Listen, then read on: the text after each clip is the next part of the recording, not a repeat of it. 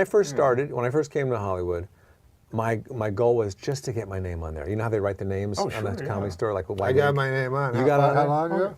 Yeah, about a year, almost a year ago. A year ago. Yeah. I'm 61 years old. I never got it on there. You never got it on at all? No, We'll make that happen. I don't think so. I'll bet you we could. It's got to be bigger than the rest now. Well, let's see what I can do. I don't like this when they make those dirty drinks. Dirty nowadays. Sanchez? Dirty Sanchez. That's what you drink. What dirty drinks? No, they say like Pink pussy, huh? like the pink pussy. You don't have to be dirty, but the guy doesn't realize there's a TV camera aimed You at guys, him. this is like your little brother. God damn, man. You have such control. You were on a show that almost was the precursor for Oh, it definitely was a precursor. That's a good word. Yeah. because that's in Breaking Bad. But Yeah. also Weeds was like kind of the Broke down the door for Breaking Bad. broke down the door Yeah, for yeah. Breaking Bad, he says. And he's the post-cursor. I got nothing, man. He's just a cursor. I'm just cursed. God damn, no, your words you use. Pussy.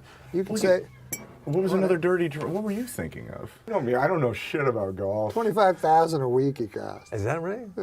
He says really. Well, we also have to take a break. Are you kidding me? It says it right on the monitor.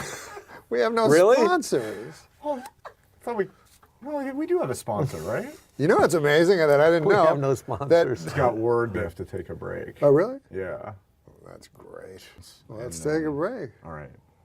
Let's take a break. Say it to the camera. How do you take it? Let's take a break. And that's it. That does it?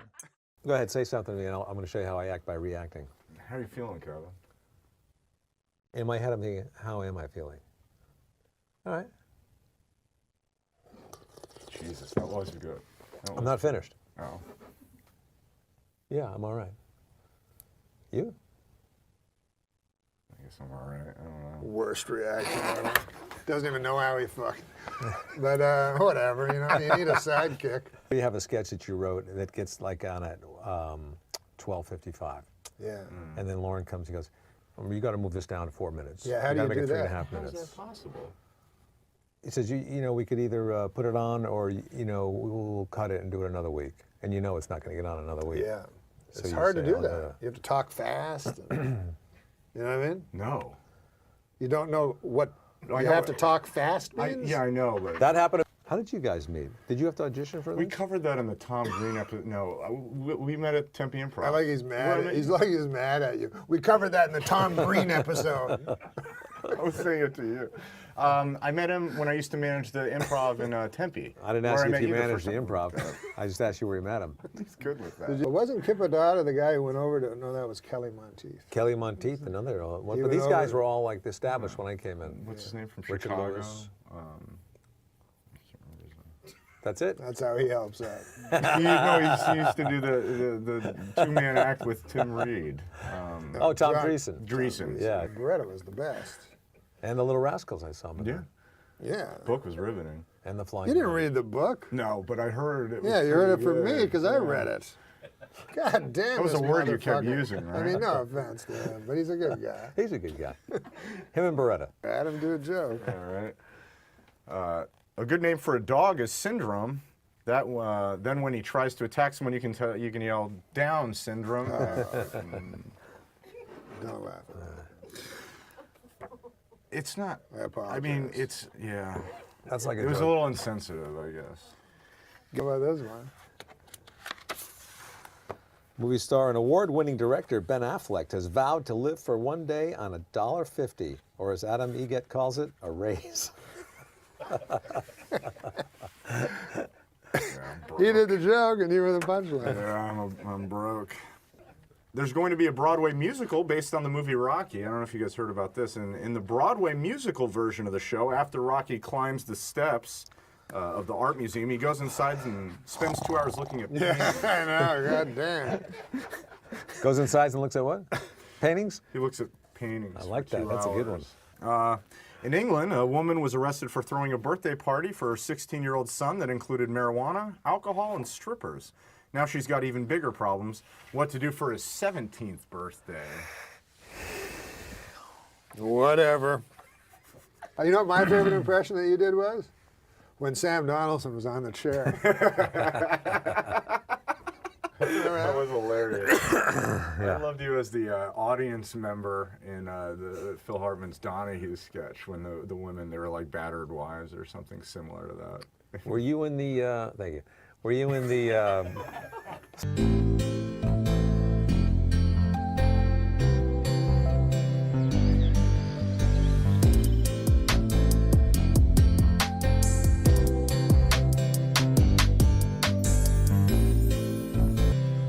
Thanks so much for calling in, Super Dave. Please come I back. didn't call in, asshole. I didn't call in. You called me. I'm not calling into this. Let me explain something. If I'm homeless, I'm not calling in. Duly noted, Super Dave. You understand? You understand? Yes. You know Norm? Sure, yeah, sure. One of my best friends. Hey, Norm. Fuck you. What are you talking about? Norm What happened? baited me on Twitter. He goes, I'm going to one day He's good at tell you the story of how Doug Stanhope changed my comedy career. Really? For good, I hope. Very. Never followed up. Like all like my Johnny Depp Twitter not going in. followers for like a year now. And you have no Like, idea hey, what he was talking what- about. One day I'm going to tell this story. Right. He never told the fucking story. And do you know him? No, I love it. He is on Stern. Right. What Charles Grodin was on Letterman. yeah, he just was anytime really good. he's on, He's so fast too, like hanging he's out. so good. He's the like. The movie Dirty Work came out. Here was the review in my hometown paper of my performance in Dirty Work. Artie Lang has all the charm of a date rapist. That's what it said. Okay.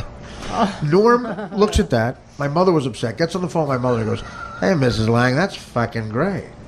A date rapist has to have way more charm than a regular rapist." He thought of that in like 10 seconds. And then my mother burst into tears. Jessie May Peluso. Oh, is she's the hot? girl that's really hot. She's not one of the You go-to. fucked her? No. No. She's the one that you go, oh, I would fuck her, but I would be in her act so quickly. Right. And you don't want that. Because I stink at fucking. You don't want to get that review from a chick. Who's a comic. It would be 4 to 5 minutes Right. of solid how bad I am in bed. Well, imagine it was like Roseanne. They're like, oh, guess who sucks at fucking? Well, what I are you would afraid fuck- they'd be too clever in the review? I swam not naked, but in underpants with Roseanne in Hawaii. We got shit faced at the best bar That's great. in Honolulu, Was she fat Arnold's then? Tiki Bar. She's never been that Asked for fat. Dawn as the bartender at Arnold's Tiki Bar. Me and Roseanne got fucked up. We walked the beach. Right. We just shredded down to our underwear. Did you make a move? No. Yeah, of but course I'm not. fucking in love with that woman. She's a great. She's she cool is as hell. So fucking I've funny. met her before. She's cool as hell. Yes. And her and Norm MacDonald were friends because he wrote on her show. And Norm is like, he told me, Norm goes, hey, what are you going on? And she's talking, eh. And after 10 minutes, I was listening to them talk. And after like about 10 minutes, it became this noise.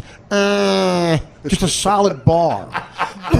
I can hear it. But Roseanne is so funny. She's like naturally funny. You know. All your shows anytime, anyway. How do you do it, for Christ's sake? Where the hell is it? The whole week? Just go to huluplus.com/norm. What? I'm trying to speed up through this. Right now, sign up for huluplus.com. Norm MacDonald's podcast copy? /norm. /Norm? You don't Yeah, get any this money isn't- from Norm. This isn't supposed to be. It's supposed to be /bill.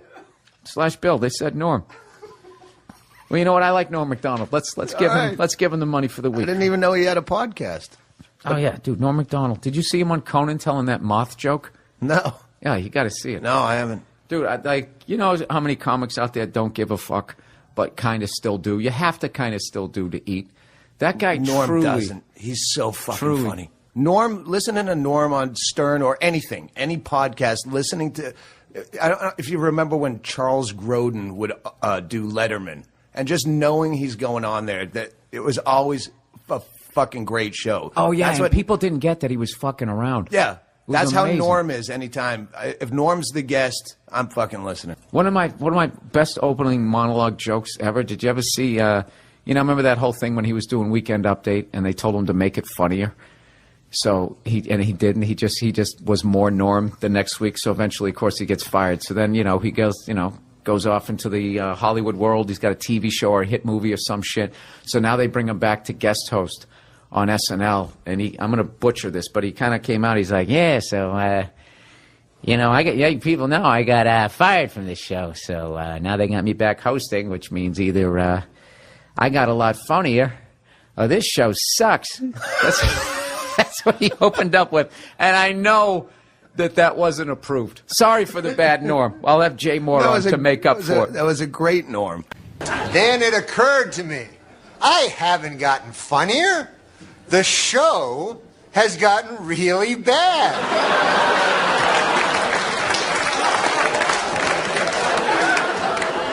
So yeah, I'm funny compared to, you'll see later. But okay, so let's recap. The bad news is, I'm still not funny. The good news is, the show blows. Call me to say goodnight. Kiss me once or twice. I'll never let go of you. Fold me into your arms. Stay with And Norm MacDonald in hell fucking hate you. So if you could boil your Wikipedia entry down to a one-sentence bio, what would it be? He was. That has a subject and a predicate. Please send help. Please send help. I don't feel like I belong here. I belong here, no. Wish I could change myself. Change myself. It can get so strange. You're dead. The hell I am, they'll see. I'd heard this kind of talk before. How I'm finished. Through. Obsolete, passé, yesterday's news. A has-been, a fossil. Well, I'll have you know, I'm just as relevant today as I was 25 years ago. No, my agent laughs through the phone like it's the greatest joke in the world. Check your Wikipedia page. You're dead, all right. Stars, it was good to see those workaholic guys because I personally am a workaholic. For many years, I was helplessly addicted to workahol. The Roast Master General Jeff Ross joins us. Hi, yes. Jeff. Welcome. Hi, everybody. Oh, you got the first Hello, world. Yeah. Norm, this is so fun. Thank you for having me on your live podcast. It's always fun to see you without a giant cloud of marijuana smoke between us. Well, it's outdoors. It drifted away. Yeah, how you doing, buddy? You got your hair cut a little. I had a little trim. I was at the doggy groomer for 2 hours today. Now, I have a question, Jeff. You usually show up wearing something very exotic. Yeah. Why the denim today? I dressed like Billy Jack. Yeah. You look sharp. Great. I Thank like you, Jenny. it. I appreciate it. Yeah. We're trying to up my game for the live YouTube show. Yeah. Oh, man, you're a hot fucking piece of ass. Look at that. I do all my shopping at the mall. Have you ever been to Forever 41? Forever 41. Norm, you're dressing like you're going to help somebody move. You're wearing sweatpants to the biggest show in YouTube history. This is the biggest show on the internet. You dress like you're going to paint the set. He can't help himself.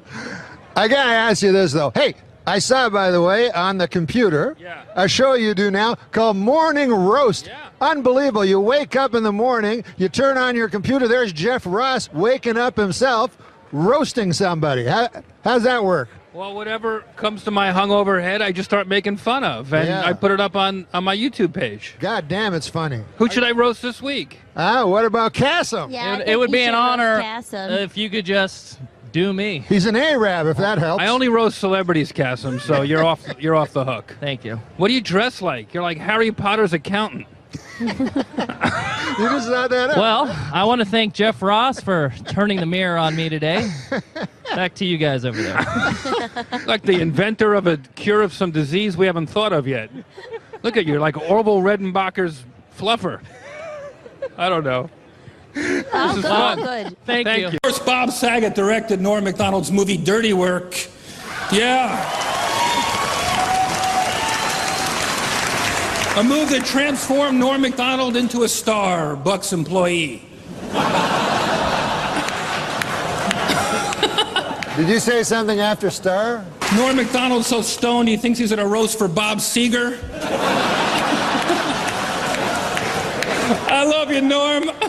Wow, you never come out, Norm. You're like the J.D. Salinger of dick jokes. What's the over-under tonight? What's going to happen, Norm? No, I wanted to read something funny, so I'm reading Marmaduke. Oh, my God. This is what happens when you book a dais off Craigslist. Saget roast where he was told not to work blue, and so he was told to tone it down, and then he went the completely other way. Is that what happened? I had not heard that he was told to turn it down. Right. I thought he made. You told to turn it up?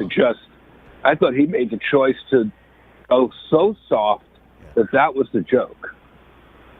Because Saget's roast was one of the few roasts where it was mostly comics, mostly body comics, and at that point, Saget was really digging into that stuff. Right. The Aristocrats movie had just come out.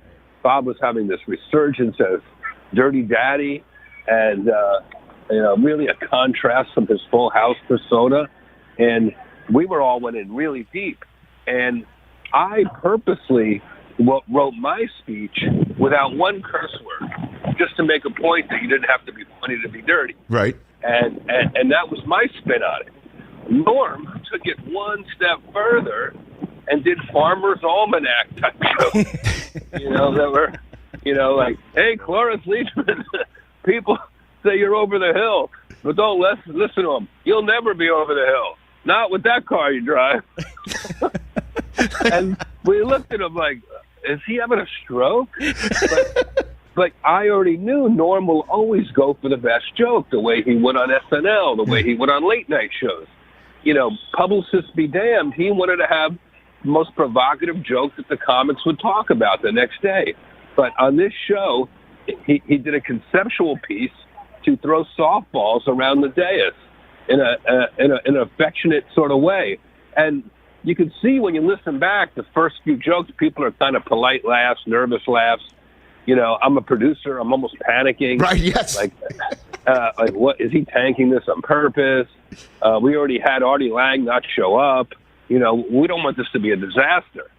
But about 5 jokes in, I can start giggling. I start to sense that something's happening. And they buy it. The audience, by the end, they're roaring as if he was Andrew Dice Clay, but doing these very soft jokes. And I think it was a nice denouement, or a nice chapter from his post-SNL where he was provocative and pushed the envelope, especially with his OJ jokes. When did you first meet him, Norm Macdonald? Jeffrey? Oh, man. I met him. It was probably 90 or 91. I was just transitioning from open micer in New Jersey to opening MC act in comedy clubs. Mm-hmm. And, man, Rich, I was excited. Catch a Rising Star Princeton. There's like 8 shows over 5 days or something. Mm-hmm. I was really going to, get some stage time. And Rich Voss, a very funny guy, was the middle act. None of us knew each other. And Norm Macdonald flew in from Toronto. He had just done a bunch of, was it Sajax or something, who had the late night show? Or was it... yeah, he did for a while. He did. Yeah. I think it was Sajax. And he hit on that show and became he was popping. But no one in America really knew him. Right. And Norm was, this is 91, that type. This is when America, especially in New Jersey, most people wanted to see Andrew Dice Clay in an arena doing nursery rhymes. That's right. Now Norm comes in with this button-down shirt and a blazer, and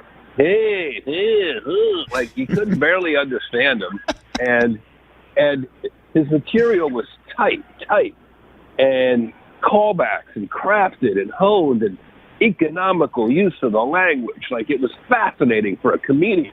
But if you were just a couple of knuckleheads with your dates to catch Princeton, and you're used to seeing hickory dickory dock. Yes. Like, yes. He didn't bomb. He didn't hit all the time. He bombed probably 3 out of the 8 shows. And this is one of the craziest things, and I've never seen it before, Rich. After the shows, as people were paying their checks, Norm would go to the exit and greet every single customer as they left. Come on. The more he bombed, the longer he stayed there. And it was so hilarious, and it made him a mystery to me, an enigma to me right away, why he loved that part of it. And if he killed, he'd go right out the back to the green room and break out a deck of cards, and we'd play poker. He'd love to play poker. So my first experiences with him were very, very all in, we should say.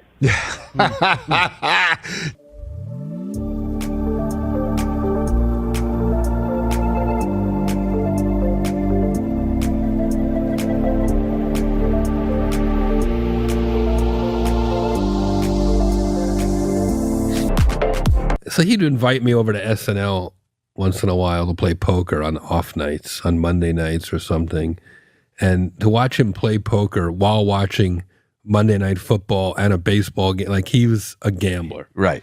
And I guess somehow one time I found myself on a tape night on a live SNL. I'm in the hallway. I believe Rosie O'Donnell was hosting SNL, and her very best friend, Penny Marshall, was there to support her. Penny Marshall, at the height of her movie director swag, is walking through the hallway with her head down, sunglasses on, baseball hat, doesn't want to be bothered, treating all these basically writers and NBC employees and me and Norm as big-timing us, pretending we're just looky-loos out on the street, right? Just doing a celebrity don't bother me moment. Flyby, thank you. And Norm picks up on it, and he just starts pointing and screaming, Laverne! Laverne! Laverne! And she didn't look up. She never knew it was Norm. She's just gone. Oh, my gosh. Here's your apology. I got it. Oh, you got it. Good, because I forgot my password. Roseanne and Louis have been both very good friends of mine for many years. They both made terrible mistakes, and I would never defend their actions. If my words sounded like I was minimizing the pain that their victims feel to this day, I am deeply sorry. Yeah, I am. Yeah. I am sorry. All right. Listen, Norm has a show. Oh, man. Is this how it's going to end? I don't know. Who's your? I like that guy you work with on the show, by the way. What's Adam Egan. What's his deal? He's my sidekick. Is he a comic? No. Who is he? He's a guy. How's he get on your show? I wanted to get a guy because I was like... Is he your Ed McMahon, or is he more like Robin, who is really in there with me? No, he's not like Robin. No, he's more like Ed McMahon. He's not a strong person. No. You know how Ed McMahon was kind of afraid of Carson and stuff like that? No. And so I thought, what if you really amp that up? So I didn't want to get a comedian that would give blowback to me. Right. I just want a guy that I could crush. Right. You want the guy? Can we bring him in? Well, maybe that's a good way to end, because you know, look, I mean, you know, you got your own troubles. Yes. I understand. Let me ask him the question. Do you support Me Too, or are you one of these? Let's see if he can get you the trouble. You do support me. Of course. Norm says you don't. Oh, well. Yeah. He says you're a Cro-Magnon. He's ready to change his mind if he has to. Yeah, how did you get on Norm's talk show? I mean, I watch you on YouTube. I like you. I like how I appreciate that. I like how you guys interact. But what is your background to be on Norm's show? Well, I mean, Norm and I have known each other for many years. Yeah, I used to manage the Improv in Tempe, and now I book the Comedy Store. Oh, you do? Yeah. When he was a young man, he did stuff that, you know. What'd he do? What stuff? Here we go. When you're a young man, Kern can be hard to come by. Oh, You know what I yes. mean? Yeah, money. And you do what you can. Yeah. And this was in New York City, where it's So always you dealt expensive. drugs? What did you do? Well, you know the Queensboro Bridge? Yes. Well, is this true? I guess. What did you do at the I guess Queensboro I can Bridge? say. Were you a male hooker? No. I can say it in the in the way that's more. When he was a young man living here in New York City, he used to jerk off punks onto the Queensboro Bridge, $15 a man. Is that right? You jerked off guys for $15 a man to He's make not money. homosexual. He's not gay. That's not gay if you're doing it for money, I guess. I mean, this is the economy's changed, you know? Right. It doesn't sound great now. No, it doesn't. Never Sounds wrong. Sounds like you're a gigolo. No, he's not. It wasn't like Richard Gere. No, it's the opposite. Part of it was like Richard Gere. No, but you guys do a nice thing together. I love it, and I watched you guys from the YouTube days. Oh, now you're on the love it. Well, I love you both so much. Yeah, I love Imagine Norm. being in here. I'm shocked right But now. I don't know most what to days say. we would never have you in. But you're rightfully so. Because Norm is in so much trouble right now and got kicked off the Tonight Show. We brought you in as like kind of the buffer. We didn't want to end on that note. This fucker, you know, I wrote a book. I put him in the book. Made him a literary figure. Right. I made him a sidekick on a TV show. Jesus. As soon as he gets a little bit of fame, he dumps me for Spade. Really? Is that true? I didn't dump him for Yeah, you fucking did. No, I mean, Come over here and give me a hand job and let me see what you got all that money for. drives. I used to go. Did you use lotion with that or what? I used to go and take him. We go to diners and have fun, and I'd have him open for me on the road. Then Spade shows up. I'll take you to meals. He takes me these meals, got courses and shit. Yeah. I got friends like that. Yeah. They go to the highest bidder. I bet you got Spade. You got Spades. When's the last time you talked to Spade? Honest to God. This morning. This morning. Wow. Yeah. You never told me this. We talked to Spade this morning. Yeah. He's been great. Like, you both have been great. Are you jealous I love you both. of Spade because he has a friendship with your man? Well, because Spade has a billion friends. Yeah, right. You only have one. What is it, Gary? You know, I met him before. I met this guy before. Spade took him to Otello for the whole weekend. Oh, no kidding. Yeah, to the hotel, tickets. He did? Yeah. You didn't know? It was Motherfucker. I never got to see the Rolling Stones. It was amazing. Yeah. Oh, my God. I took you to that to see Bill and Joe Shaver at the Roxy. Yeah. Who paid for the fucking Holiday Inn? Express. That's true. No, that is true. Hey, Norm, you know what I realized? When you got fired from SNL, you did our show the next day. I did. And now that you're in trouble with SNL, I hope they don't. I mean, now you're on here again. Hopefully the tradition is bizarre. It is weird. Yeah. You know, like I guess this is where you go when you're in trouble. You're my father confessor. I think so. Yeah. All right. Hey, what about this joke? You want to hear a joke? Yeah. Yes, you should end on. You know, why don't you end on a this joke? show, the Right, show Robin, me and, I love it when he tells a joke. Yeah, the show me and we do jokes. You know what? I know you're in a shitstorm right now. I know there's controversy. What is your prediction, by the way? What's your name again? Adam. Egan. Yeah. Adam Egan. I know it. Adam, what is your prediction? Has Norm explained himself properly? Phone Spade. Yes. Why don't you go be with your buddy? Look, I think everyone that listened today, I think that they can all see that Norm is clearly really, really sorry about this. And you're upset about it. No, I was up all night. I mean, you just want to make people laugh? Is that what you're saying? I don't hurt people, you know? I've known him many years. He doesn't have that capacity. Robin, really do you think Norm has addressed this situation? I think Norm did a very good job. I do my best. I mean, I'm not a politician, you know, but you're not. You will never run for office. Not now. Norm's guest, by the way, on the show. I'm very impressed with this list. Lorne Michaels, David Letterman, Jane Fonda, fabulous. Yeah. I love her. Yeah, I love it too. Michael Keaton, Chevy Chase. Chevy. Yeah. What did you learn from Chevy? Well, you did the news, and Chevy did the news. Yes, he did. Did you thank Chevy for starting the news? You know what? I did. You did. Because and I remember when Chevy came on Saturday Night Live, and everybody treated him like a dick. You know, like he was a dick. Right. And I said, we might not have a job because of this guy. Right. You know, and my theory about Chevy was when he started SNL, he was this young punk kid, and he'd say anything about anybody. Right. That was what was cool about him. He was a rebel. Yes, rebel. Then he ages like we all.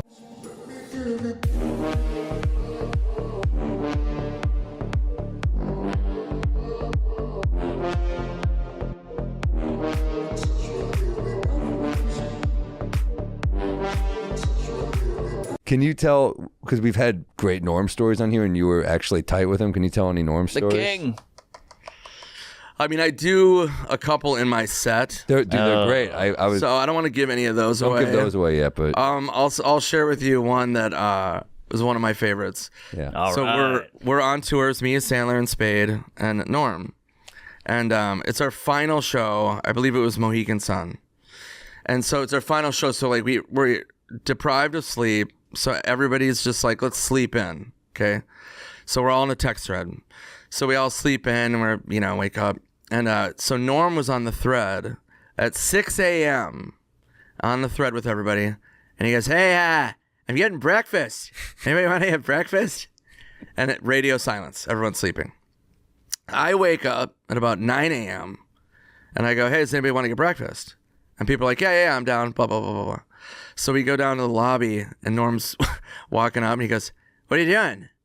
And I'm like, we're going to go get breakfast. He goes, yeah, that was my idea. And I go, what do you mean? He goes, yeah, no, as I had said, you guys want to get breakfast? And nobody said anything. And I go, yeah, we're all sleeping. Adam's like, you're sleeping. And he goes, yeah, then Swartzen, he fucking goes, hey, you want to get breakfast? Now everybody wants to get breakfast. So he took my idea. I go, I didn't fucking create breakfast. And he goes, yeah, I know, but I thought of it first. My idea. He goes, they don't even have breakfast here.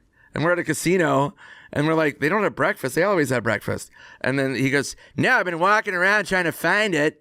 And then we go to the concierge. And we're like, do you guys have breakfast? She's like, yeah, there's like 3 diners. Like in there, there's one like blah, blah, blah. And he goes, what? What are you talking about? I've been walking around. You have breakfast. It was like the most insane. Yeah. And that was the thing about Norm is like, you just never, I was always like, what are you talking about? Yeah. It's just like. Did he know he was being funny? I don't know. That's what's the genius of it. Well, that was the genius of it, but it was like, I was one of his good friends. So it was just like, I didn't steal your idea for breakfast. It's like so insane. Yeah, Swartzen stole it. Yeah. I thought of it. It's like, and it was so funny. Like, I still have screenshots of like the threads of all of us. Yeah. Because it was like, Norm would just, it was so bizarre. I remember one time we were going down to Florida. We had a whole run of shows in Florida, like 4 sold out amphitheater, amazing shows. So we're on the St. Augustine, right? Yeah. That's a beautiful. It's the best show I'll talk about that in a second. Yeah. It's the best show I've ever seen in my life. But so we're on the thread. So Norm is going to meet us from California and Florida. So 2 days before, we're like, all right, Florida, Orlando, blah, blah, blah, excited, fired up. Yeah, see you guys there. So we get into Orlando. We're all at the hotel. We're like, okay, Norm, you here yet? He goes, what? Where? And we're like, we're in Florida, we're in Orlando. Like, are you here? And he goes, Orlando? What are you talking about? What do you mean? We're like, we have a show tonight. Yeah. And he goes, what? Yeah. Who said that? I didn't know that. And I literally screenshotted it 2 days before Norm going, can't wait to see you in Florida. And I go, you fucking said. And he goes, oh, yeah, no. Yeah, shit, I have the flu. And we're like, what do you mean you have the flu? He goes, oh, yeah, I have the flu. And we're like, why don't you say you have the flu? And he goes, yeah, I forgot. And we're like, what the fuck? Yeah. So he missed the whole Florida run. Wow. He just didn't tell anybody his name's built on this thing too? Well, sometimes he was, sometimes he wasn't. Like, we were the main 4, me and Spade and Strainer and Adam. So Norm, they would be like a rotating, like Nealon, Tim Meadows, Norm, stuff like that. Yeah. But yeah, it was just like you just said. That's hilarious. So it was What so a nut. Were you ever nervous being the new guy? Because all those guys have known each other forever. No, I came in hot. I just started slapping genitals. Yeah. Well, I had worked with Adam for so long, and those guys all became really close. So when we went on tour, it was just, it was. I never felt like the new guy. It was just like my buddies. I've heard you got a jump shot too. Ooh. I did. Really? Before I went blind. I literally, like, that was in Key West, too. I have glasses now because I can't fucking see shit. I've had multiple people tell me. I remember Godfrey once was like, Swartzen's got a J, dude. Dude, I used to, I was a shooting guard. Yeah, I couldn't run point, but I was, like, very, like, Reddick. That was my idol, who's became a friend, JJ Reddick. Can I ask one more Norm question? He's my favorite. Okay. Did he do well on the shows? Because I've only seen him live twice, and one night he fucking annihilated. It was like the roof came off, and then one night he bombed silence for like 45 minutes. It's kind of like whatever he wanted. You know, like he could murder, or if he just wasn't in the mood, he would just go off on like some kind of whatever he wanted to do. Yeah. But he did say one of my favorite things ever. I did a festival in San Diego, and I headlined Friday, Norm headlined Saturday, and I stayed and hung out with Norm, and we're backstage, and right next to him, he's about to go on, Kirk Fox's opener, it was really funny, is about to introduce, he's in the process of introducing him. He goes, you know, you're a headliner, blah, blah, blah, and Norm just turns to me and he just goes, the only thing I'm good at, I hate. And they're like, Norm MacDonald, and he went on stage. Jesus, that's dark. No, it was perfect, because it's like sometimes comedians are just like, sometimes, I don't know, you're just like, feel fucking dark. Sometimes you don't feel like it, but yeah, but I mean, do you think he didn't like doing stand-up? No, he loved it. You know, it's just kind of just a self-loathing, like, yeah. Like, maybe he just wasn't in the mood. It was a music festival. Oh, yeah. So, you know what I mean? I'm sure he was just like, this could go either way. Yeah. I used to open for Louis, and he would always pace in the green room and be like, I don't feel funny today. I don't feel funny. I don't have it. I've gone. I'm not funny anymore. And then he would go up and murder. Yeah. I think before a show, you just get that You weird... get in your head. I'm like a legit insane person before I go on stage. I don't know if you're like this. I get really tired. Like, I get a weird fatigue where I'm just like, ugh. And then people are like, are you okay? And I'm like, yeah, I just have to get out there. And then once I'm out there, I fucking love it. It's the best. And but I remember Dana Carvey was saying that to me. We were doing a gig at Laugh Factory in Hollywood, and it was Kevin Nealon's new material night. And I'm backstage with Dana, and Dana's like, I'm gonna bomb. I'm gonna tank. And I'm like, you're not.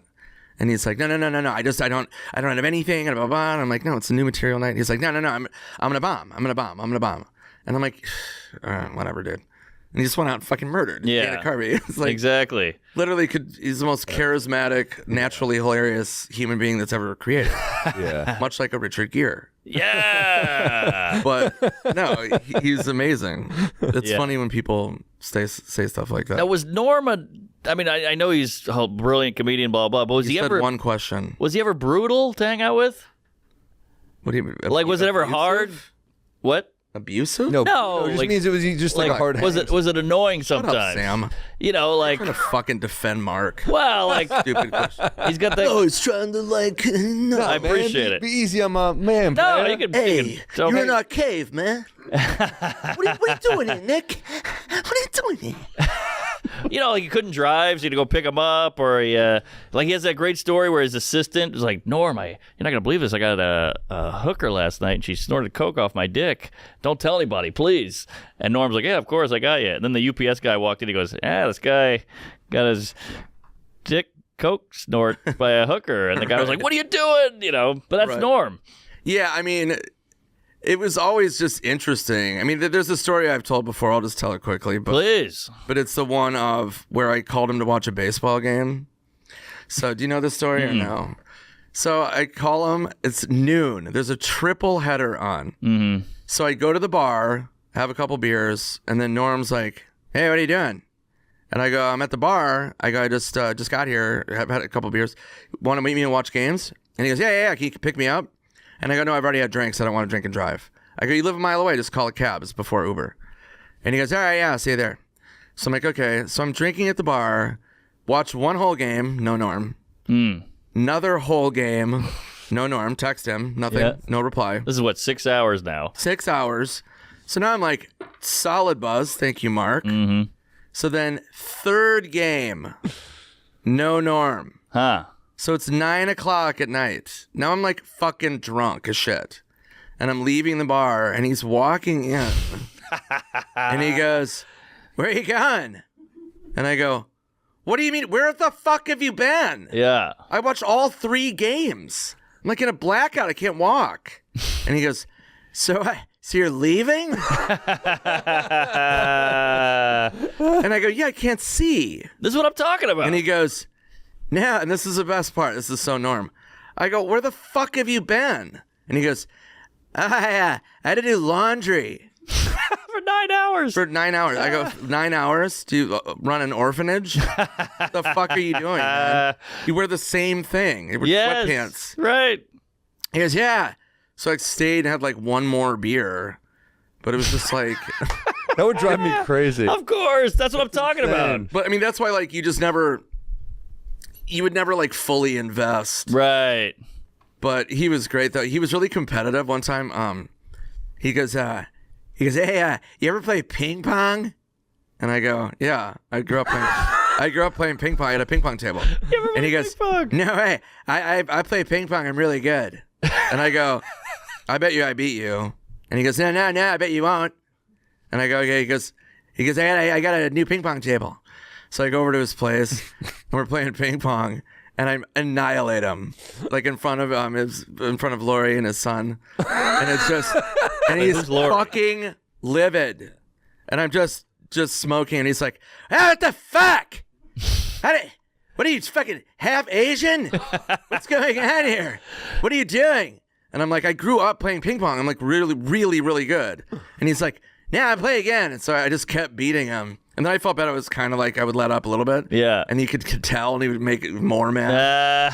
He's like, nah, fuck you. And he was so mad. Oh, that's so like there was a funny competitive side to him. God, could you imagine him trying to have a girlfriend or anything like that? Showing up 9 hours late to stuff? It's insane. No. Or not be able to drive.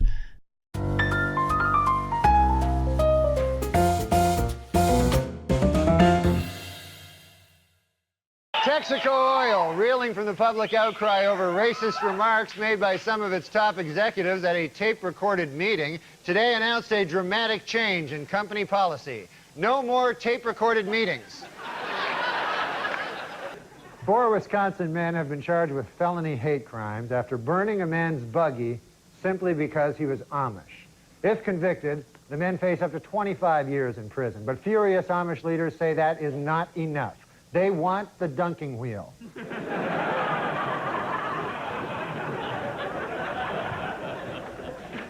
In the course of his summation, Cochran also brought up Detective Mark Furman, calling him a, quote, genocidal racist, and comparing him to Adolf Hitler. Furman later responded, after all the things he said about me during this trial, it's a little late to start sucking up now. Nation of Islam leader Louis Farrakhan has accused the National Park System of racism, claiming the agency deliberately undercounted the number of participants at his Million Man March. A spokesman for the Park Service denies the charge, saying, quote, our estimate is based on state-of-the-art aerial photography. We stand by our number. Heil Hitler. Last week, as Pat Buchanan announced his decision to run for president, several people jumped on stage chanting, Buchanan is a racist. As security began to wrestle them from the stage, Buchanan stopped them and said, let them continue, that's my slogan. Now, what do you think about this dog, the bounty hunter? Have you been following that at all, Norm? Oh, that guy, I mean, to me that sounds racist.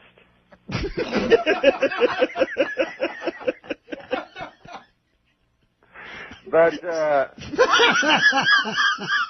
like you gotta remember that even though that is a racist comment, listen, man, we've all known bounty hunters in our time, you know, and they have that thing like curse like a sailor. Well, that could go for bounty hunters just as well. They just chose sailor. Those guys. I mean, they're not like you or me, you know? No, they're bounty hunters. If you choose that as your career, you know, you're a bounty hunter.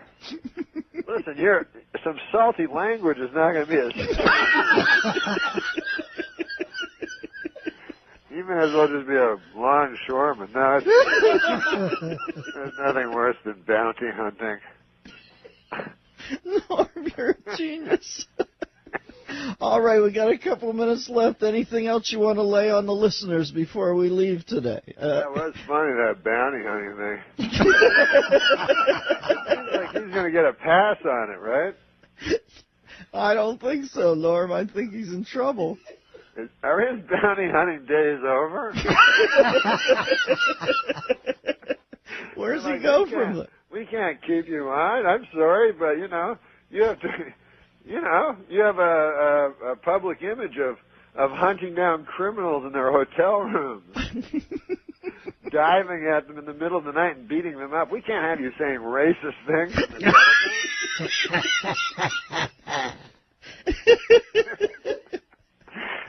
I don't know. All right, Norm, I'm going to put some oxygen on my face here and recover. You're going to be on every Friday now? Yeah, that'll be fun, right? Oh, are you kidding me? I'll be like your Pete Barbuti. No, stop. Chuck Mangione references be far behind. Yeah. Thank you, Storm and Norman. We'll talk at you down the road. This is the Dennis Miller Show. Having less money or having or not having less money is not a product of your nature. It's that you don't have the money because the white people don't give you the money. It's actually supportive of black people to say that, actually. 707 Of course says... I'm supportive of black people. I'm in a room of You're racists. saying that to have justice, Oh, we should my all God. have The 415. Do you want to keep him for the next segment? At this point, I'm not sure. I'm finding Norm to be somewhat on the offensive side. You know what, though? I love that he's saying all this stuff and then looks over with a big smile. I know, and big smile. He's like, oh, man, they're going to talk about this all day. Well, I didn't know that everyone. I thought San Francisco was a little more open than. No, San Francisco actually they're isn't. No, they're not racist. But you gained weight. Gained a lot of weight, so did you. So I gained 45 pounds. I was going to say something, actually. Why? Well, I thought you've been gaining some weight. Yeah, I gained 45 pounds. Are you okay? Yeah, what's going on?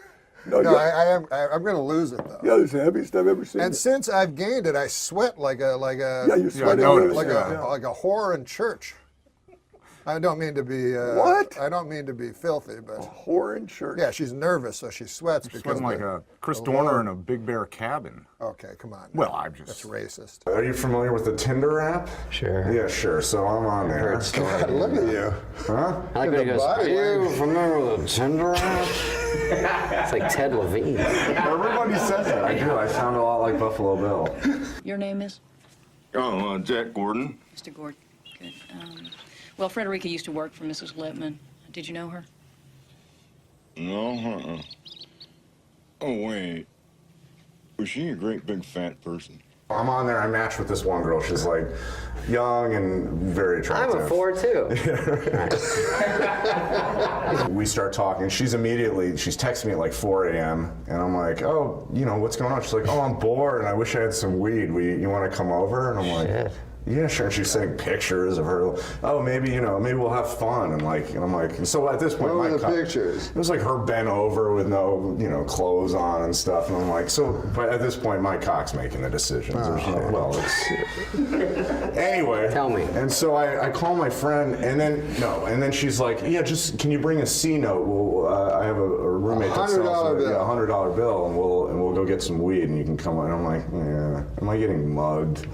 I called my friend. He said, put the phone number into Facebook, and you can see who the person is. Shut the fuck up. Yeah, so I put the phone number into Facebook, and the profile comes up. It's this black guy in a ski mask in all the pictures. It doesn't matter what race he was, man. So yeah. As a matter of fact, I don't know how I knew he was black. He was wearing a ski mask. Well, you could tell. So I head over there. No, you can tell. I know. No, I've never heard his view on African Americans until this very show. That's interesting that you got that out of him. Plenty of black friends. Plenty of black friends. Dated a black woman for months. No, I'm not a racist. If you're a racist, oh yes, it's not illegal, but you can't work. If you're a racist, you can't work. Well, Donald Sterling, for instance. Oh, yeah. Do you think there's any correlation? He doesn't have to work.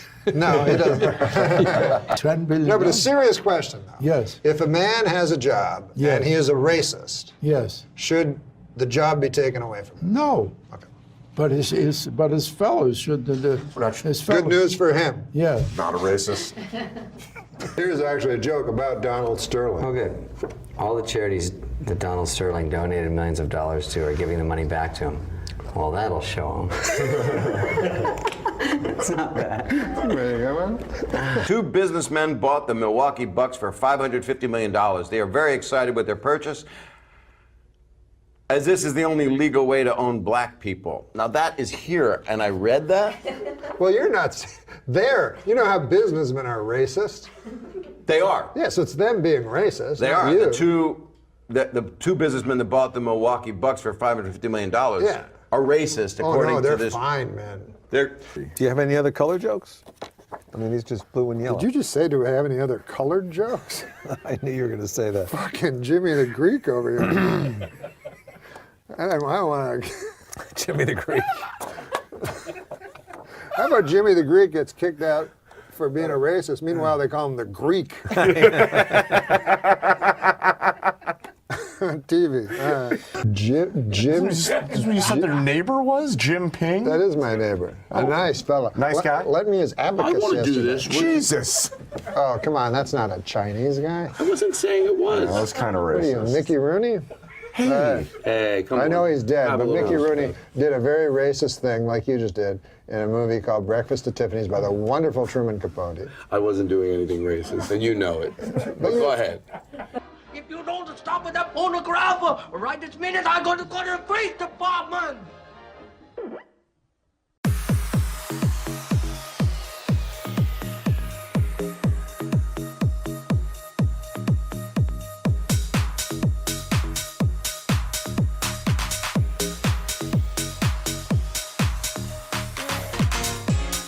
You know what I read today? Yeah, in the what? Inquirer, that What? Michael Richards was attacked at that pink yogurt place. Oh, he was attacked? Yeah. Well, that's another thing that's sort of scary is, first of all, you know, Mel Gibson has a career that he could hurt.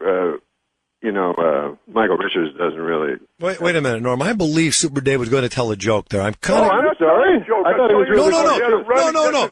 What it seemed to me that he was going to say something because he wasn't being serious. And then you said some. Super Dave, was there a joke there? No, Norm. No. I was telling the truth. Okay. That I read where he got these punk kids ran at him and slammed his car and everything, tried to turn it over, and he ran away. Right. Yeah, because I'd be very frightened because, like Mel Gibson, if you make fun of Jewish people, then it's not like you're in danger. But What?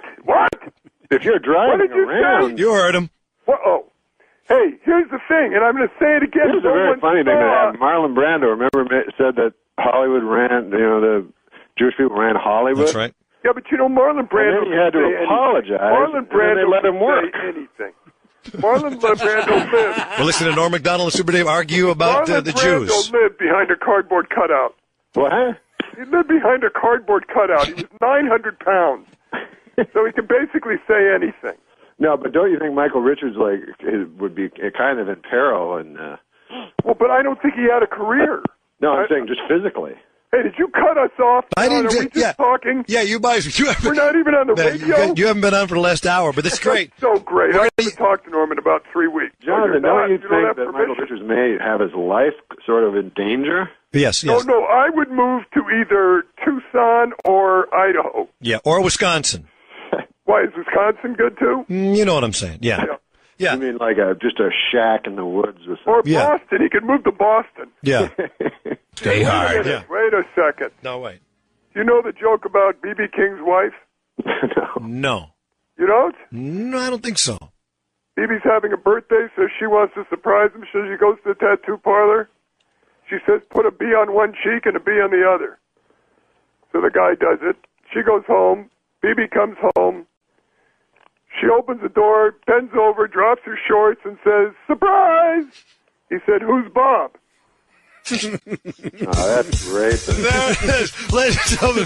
There it is. The one and only Super Dave Osborne and his joke about Yeah, sell that to Michael Richards, man. Why, Wow. That's not a racist joke. Yeah, sure it isn't. Who's Bob? Yeah, you know, that's the way you want to broadcasting and stereotypes, 97.9 I'll tell you what, FM. let's do it this way. Yeah. Bob Hope's wife goes to a tattoo parlor. No, but you chose an African American. Well, but Bob Hope is dead. Yeah. Go ahead. And she says, put a B on one cheek and a B on the other. She comes home. Bob Hope comes home. She bends over, pulls her pants down, and he faints. Now, Bob Hope is dead. Yeah, I know. Bring me the body of the great Bob Hope. If he struggles a lifetime of a rope. If he smells a bit, wash him down with soap. Just bring me the body of the great Bob Hope. Bring Me the Body of the Great Bob Hope, another song by Super Dave Osborne and Norm MacDonald. They've collaborated together on a great new CD, Music from Dead People. Want to hear something? Guy comes home with a duck under his arm. Oh, shut Wife up. opens the door. Yeah. She says, where the hell have you been? He says, this is the pig I've been screwing. She said, it's not a pig, it's a duck. He said, I'm not talking to you. All right, that's enough. That's enough. Super Dave, Norm MacDonald.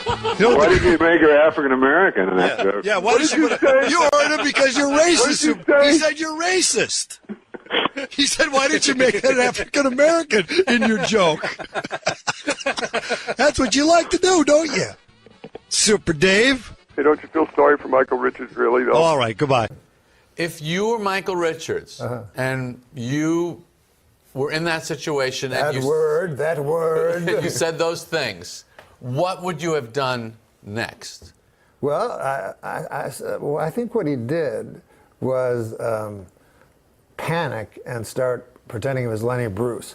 Like, you know, because he said that word and everything, and then he said, that word, it still has power. Oh, he did? Yes, he did this. But no, I mean after the incident itself. Oh, I would move to Idaho. Ketchum, Idaho. Okay. The only people nowadays can afford live-in help are rich people and Jews. Not all Jewish people are rich. I never knew one that wasn't. Do you know that in many countries, England, for instance, there is a law that says whatever two consenting adults do in private is their own business? Listen, this ain't England. We threw England out of here a long time ago. We don't want no more part of England. And for your information, England is a fag country. What? I think that, if God had meant us to be together, he'd have put us together. Well, look what he's done. He put you over in Africa. He put the rest of us in all the white countries.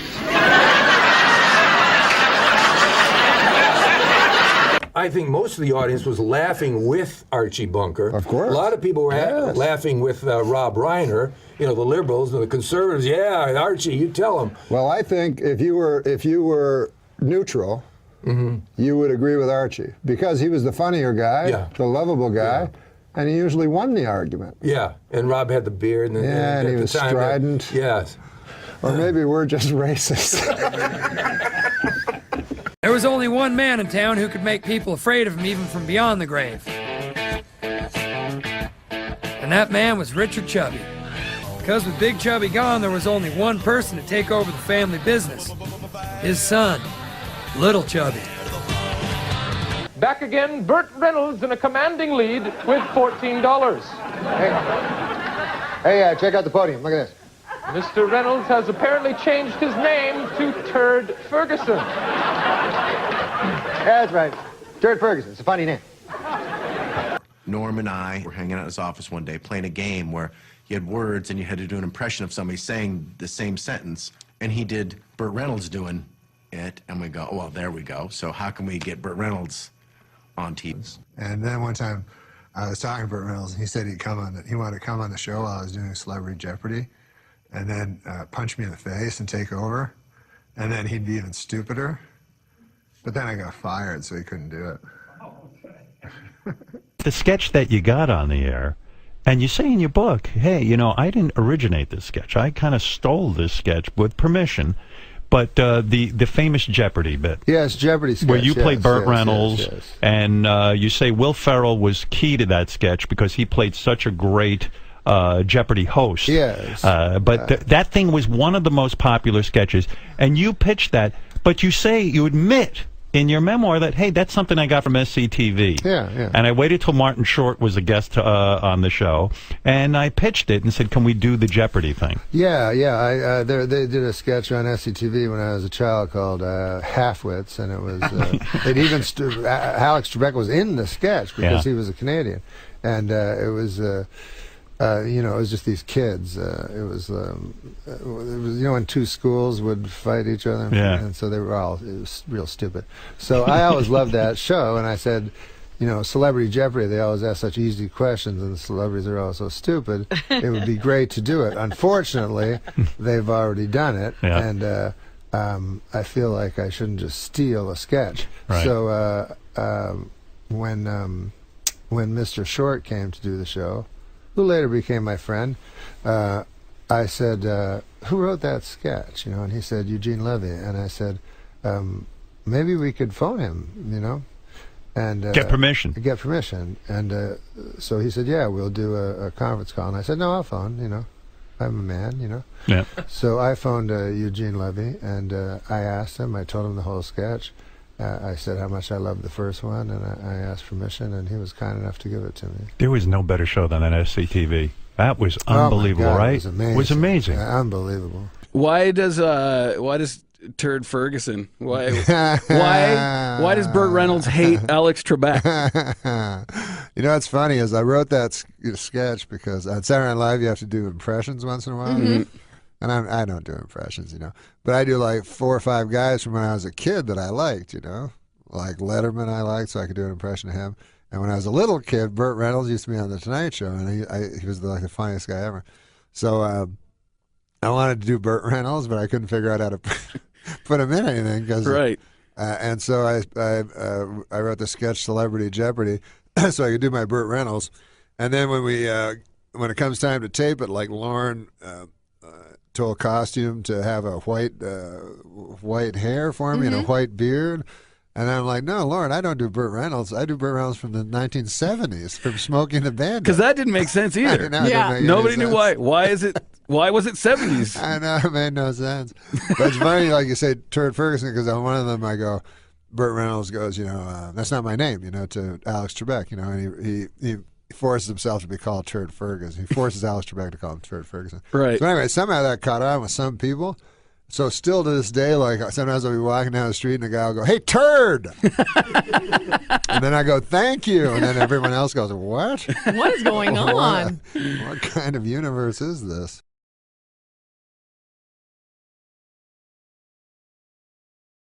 Hey, you worked with Burt Reynolds. Yes, I did work on with the Burt Reynolds. TV show. Right? Yeah, on Evening Shade. Yeah. Do you have any crazy Burt Reynolds stories? He did hit me one time live in front of an audience, and I couldn't breathe, and I couldn't say my lines. Slap? He hit me with an open hand, but in the lung, and he's got arms like Popeye, those big forearms. And in the thing, I'm supposed to hit him. I'm supposed to slap him on the back and say something which pisses him off or whatever. And I come out there before the live audience, and when we rehearsed it, he said, "I'm an old stunt man, so hit me as hard as you can." And I guess I hit him really hard because his natural reaction, I guess, was to hit me in the lung, and I couldn't talk, and they had to sort of suspend the big show for a few minutes while I got my breath back. I wanted Burt Reynolds on the show, and he was like, "Oh, you don't want him. He's crazy." And I'm like, "No, I don't want you. I want him." Like, I kind of wanted a crazy guy. Which is what I wanted to talk to you a little bit about. Oh, yeah. Burt was Reynolds, this notion of is crazy. Yeah. Burt Reynolds. But he's funny. I remember one time he caught his hair on fire when he was over. On the lot. Yeah, he was he came over and he had caught his hair on fire. I don't know how. We're like, "Oh, you better go to the doctor. You've got a big friggin' hole in your scalp." Because Roseanne's show was on the Radford, along with Seinfeld and Evening Shade. And I remember hearing a story, all his stories about Burt. And he would go on his hiatus, he'd go away and hire people for the show. And then people would show up, quit their job, in whatever bar he just found them in. That's great. And they'd come and go, "We're ready to work." And he'd go, "What?" And they'd just pay him off. And the guy'd have to go home. But can you imagine that? Like you're in your little town and Burt Reynolds shows up at your candy store and offers you a job? That's kind of, what was he thinking? I don't know. But I think he had some, you were talking about you had OCD. He must have had some crazy stuff. I met Burt Reynolds, though, which was an amazing... Was he pissed? Because he doesn't have a big sense of humor, does he? You know what Burt Reynolds loves to do is slap you in the face really hard. Yeah, he's like one of those masculine guys. He's punching you, you know. But no, he was real nice to me. And did he slap you? He told me really funny stories. He told me he was in Deliverance, you know, which I loved. You know, he said, you know, I used to do my own gags. Gags, I guess, are like stunts. He was a stunt man. Yeah. And so he said, you know, they had this gag and where I went over waterfall. And what, a so car or something? No, he just fell. You know, this was he just falls off a waterfall. Bandit. This was like Deliverance. They were in the middle of right. So he says, "I'll do the fall. We don't need a stuntman." Frankenheimer says, "No, we need a stuntman." He goes, "Nah, we don't want that." He goes, "Okay, well, we'll just use a dummy. We'll just throw a dummy over, you know?" Yeah. And he goes, "No." So Frankenheimer's idea was just to throw a dummy over, and Burt Reynolds said, "No, absolutely, I'm going to do it myself." So Burt Reynolds says he does it, and he said he did. You know, he said some term I'm not familiar with. You know, I do a half pike or something like that. He said his shoulder immediately hit a rock, then his head hit another rock. Oh, God. And then he said, the next thing you remember, he's way downstream. All his clothes had been torn off him. And he looked up and he was just like in shock, right? The next thing he remembers, he's waking up in a hospital. John Frankenheimer is at his bedside. And he goes, then I said to John, how'd it look, you know, on the daily? And John Frankenheimer said it looked like a dummy falling off a wire. So that made me laugh. So he does have a good sense of humor. He has a very good sense of humor. And did Burt smack you around a couple of times just to show you where it was at? So what was the first sketch that you ever got on, or what was the first written material that you ever got on the show? I wrote a sketch for the first show because Burt Reynolds had just was on Larry King Live and was kind of famous at the time that because he was in a contentious divorce with Lonnie Anderson, and he was wearing this crazy purple suit on Larry King Live, and he announced, "I will, you know, Lonnie Anderson is lying, and I will get her on this show with you, Larry, and we'll both take truth serum." And I was like, "Truth serum? What? Is that even a real thing?" So it was so funny. And then so I wrote a sketch where they both drank like from beakers of truth serum, you know. And Lauren did not care for it. It opened the show, you know. It was like a big hit at the table. What's his name did Burt Reynolds? Phil Hartman. Oh, wow. It was Phil Hartman and Jan Hooks. And it just... the next week, Lauren like pointed to it as the example of what we should not be doing on the show. He said it was just the, you know, he calls things Carol Burnettish, you know, which is the ultimate insult. He said it was just the most Carol Burnettish type of sketch. But I didn't know what I was doing. I don't know. And he let me do it. It got all the way to the air. He chose it, and he put it on first. Not my fault. I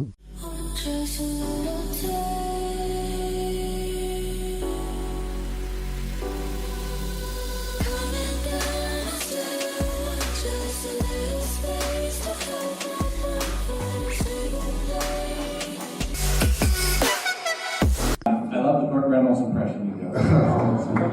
So a bit about A, like the genesis of it. B, has Burt, have you met Burt? Has he commented?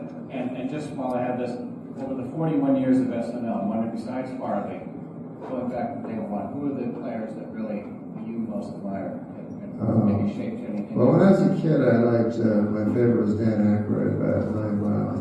And I always wondered why Chevy was the star, because I thought, God damn, Dan Aykroyd can do anybody, and he's so funny and stuff. And the reason I want to do Burt Reynolds, because I loved him when I was a kid. I don't really do impressions, but guys who I really like, I can do. And guys that are funny, it's kind of a cheat, but you know, you do an impression of them, and then you're funny because they're funny. Do you know what I mean? So I always used to watch him on The Tonight Show. And I said, I gotta get him a sketch. So then I stole this sketch called Halfwits from Second City. And I turned that into Celebrity Jeopardy. And I felt really bad for stealing the sketch. And so I waited until Martin Short was coming on. And I said, Martin, can I do this sketch? I stole it from Halfwits. And then he said, oh, I didn't write it, Eugene Levy wrote it. And I had to phone Eugene Levy and ask him. And he was a gentleman about it and said that I could do it. But then when I did it, Lauren picks out the wardrobe. They had this gray hair and gray beard and stuff. And I was like, no, I want to play it from the 70s. It's kind of odd, but all the time I did it, nobody ever commented. But the three celebrities, one of them was from 50 years ago.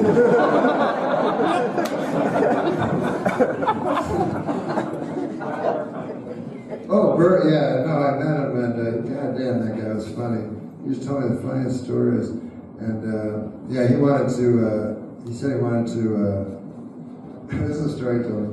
He said, he get all these girls when he was young, he was so handsome. He said one time he was in a hotel, and there's this beautiful blonde, and she said, like, just come up to my room, have a lot of sex. So he goes up to her room, and they're kissing on the bed and stuff, and then he said she whispered in his ear, and she said, I'll be right back. I have to take a dump.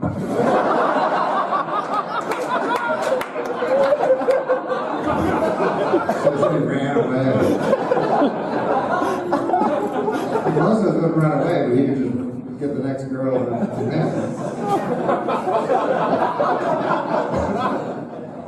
It's like with comics, it's like you have to love doing what you do and actually do it.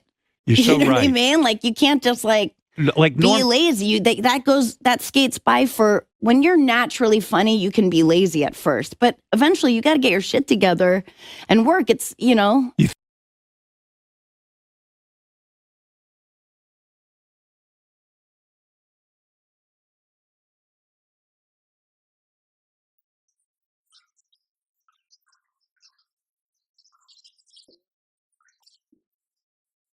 A lot of people don't know that you're on the road like 300-something days a year. You're doing stand-up. I was trying to, B.B. King told me he did 320 days a year. Big man, with, and he had to prick his fingers. Everybody used loose steel. So I said, I'm going to try beat B.B. King. If he can do it, I can do it. But I never got past 300 I did last year. But it was kind of a lot. Wow. You're like the Jay-Z of stand-up. These broken pieces I hold in my hands don't have a chance to mend at all. Before they get thrown into chaos again, I try to pretend I'm whole enough to stand in this world so unsteady. Potential jurors for the O.J. Simpson case were asked to fill out a 75-page jury questionnaire this week. In the entire state of California, only one person got a perfect score. Xiao Ming Wu, who after the trial plans to attend Caltech. By the way, you can now purchase a bronze statue of the Juice for only $3,395. And for an even $5,000, you can buy one that Al Cowlings has kissed the ass of. O.J. Simpson's new fitness video was released this week, and hitting the shelves next week, Simpson's newest video, Dorf on Stocking.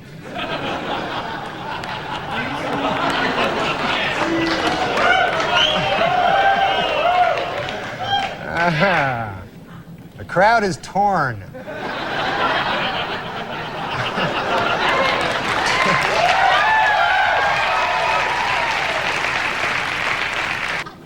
According to retailers, the most popular Halloween mask this year is O.J. Simpson. And the most popular Halloween greeting is, I'll kill you and that guy who's bringing over your glasses, or treat.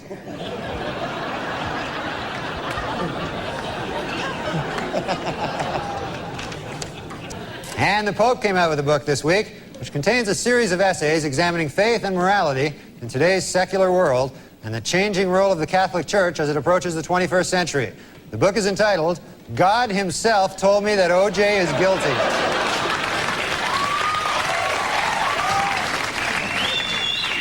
In other book news, Prince Charles released an autobiography in which he states that he never loved Princess Di and that his father pressured him to marry her.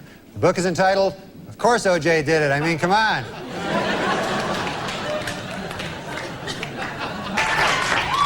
In his book, O.J. Simpson says that he would have taken a bullet or stood in front of a train for Nicole. Man, I'm going to tell you, that is some bad luck when the one guy who would have died for you kills you. That's probably... You don't get worse luck than that. And O.J. announced this week that he's coming out with a new book called I Want to Tell You. And if it's successful, O.J. will work on yet another book entitled From Football to Prison, My 25 Years of Showering with Other Men.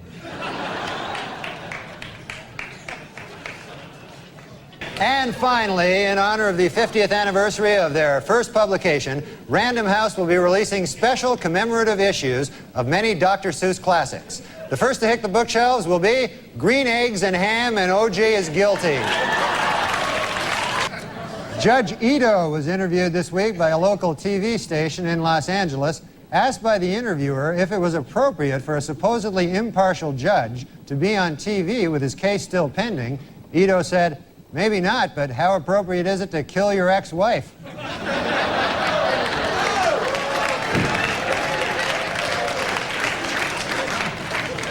It was revealed today that O.J. Simpson told police that Nicole Brown Simpson used to beat him up.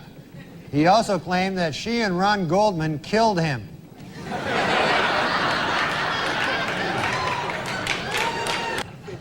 O.J. Simpson's lawyers have decided to skip hearings on DNA evidence and go right to trial. Asked why they did this, the lawyers replied, "We want to get O.J. acquitted as speedily as possible so he can get back to doing what he does best, killing people."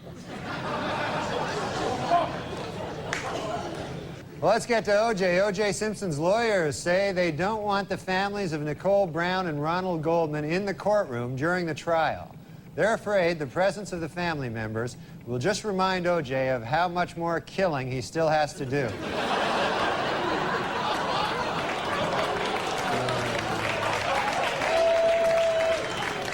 Well, O.J. Simpson's lawyers stopped feuding this week, finally. The Dream Team, F. Lee Bailey and Robert Shapiro, were able to put aside their differences and express their admiration for each other after O.J. threatened to cut their heads off.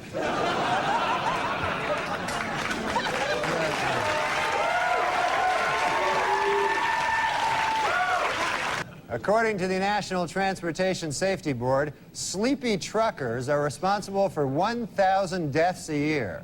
In second place, O.J. Simpson at 2 deaths a year. It was revealed this week that defense lawyer Johnny Cochran once abused his first wife. In his defense, Cochran said, "Hey, at least I didn't kill her like some people I know."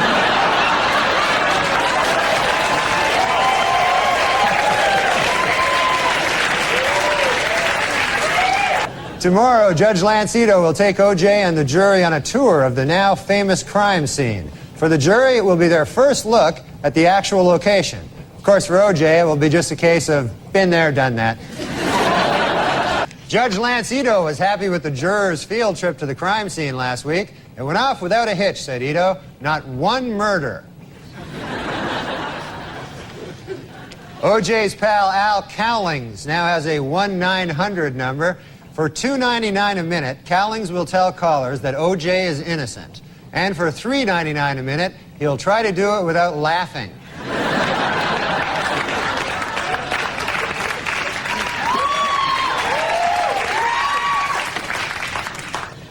And this week, Simpson defense lawyers questioned witnesses about a half-melted container of ice cream found at the murder site. The Simpson defense has seized upon the ice cream for 2 reasons. 1, it may help fix the time of the murders, and 2, it was the only thing in the murder scene without any of O.J.'s blood on it.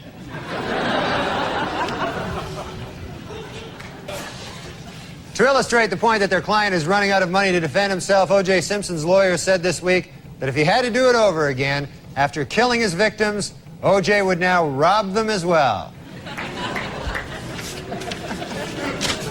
That one you find troubling? We went Was O.J. Simpson high on speed the night of the murders? Absolutely not, said defense attorney Johnny Cochran today. And a simple test of any of O.J.'s blood found at the crime scene will prove it.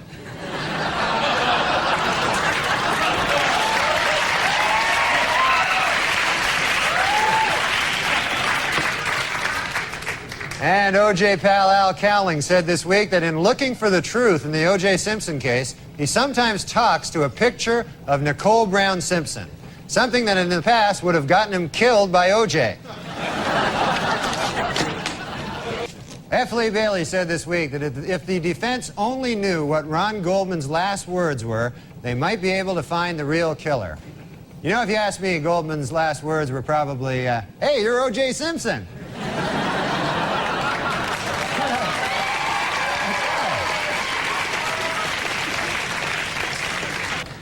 Oh no, O.J. has struck again. How about that? Not a good thing. And in court this week, Cato Kalin testified that O.J. Simpson did not appear angry before or after the period of his wife's murder. But Kalin admitted he could have been a touch edgy while he was actually murdering her. Might have been a... Hertz Rental Car Company announced this week that it will buy 520,000 vehicles, increasing its worldwide fleet 24%. In addition, they will try to find a new spokesman who won't kill his ex-wife.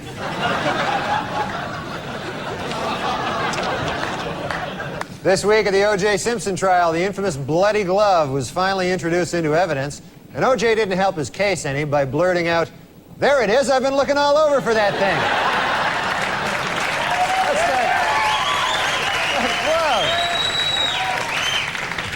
And a new shocker in the O.J. Simpson trial. This afternoon, Judge Lance Ito dismissed yet another juror, a 45-year-old African-American male, for failing to tell the court that he had once worked for Hertz Rent-A-Car and that he had once held Nicole Brown Simpson's glasses while O.J. killed her.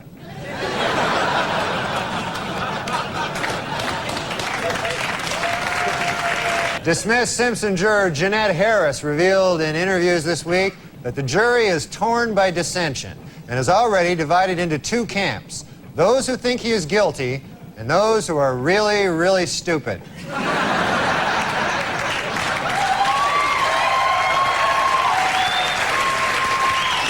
A bad week for the prosecution at the O.J. Simpson trial. Under intense cross-examination by defense lawyer Barry Scheck, LAPD crime expert Dennis Fung admitted that he may have contaminated the crime scene when he accidentally dropped a big bucket full of O.J.'s DNA.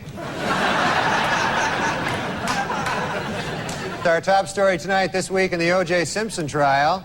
After grisly photos of the murdered Nicole Brown Simpson were shown in court, O.J. turned his head away and wept. It was at that moment that he realized he would never be able to kill her again.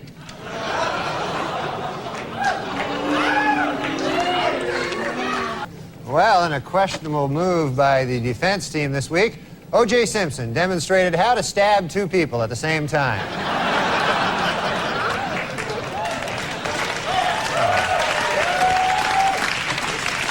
Remember 12 Angry Men, the classic courtroom drama? Well, the first film about the O.J. Simpson case is in the works. It's entitled 9 Angry Black People, 2 Scared Asians, and a White Guy Who Hasn't Spoken Since Rosa Lopez.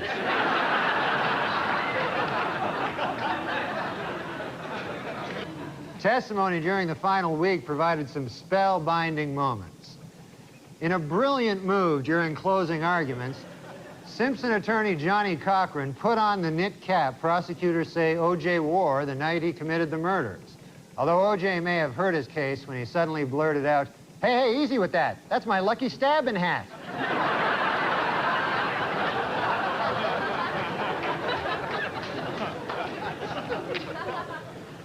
Well, the trial of the century is over. Late yesterday, the fate of O.J. Simpson, the most famous murder suspect in United States history, was placed in the hands of the jurors.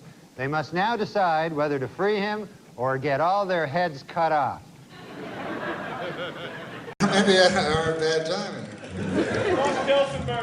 here. Tilsonburg, goddamn, my back still aches when I hear that word. But, anyways, I'm in America and Hamilton, maybe we can figure out one by the end of the show. We got the smokestacks and the tie cats and good old Hamilton. The tie cats. The tie cats. Hey, there's Howie Meeker doing the play-by-play. He was before old Don Cherry and nighttime classes. But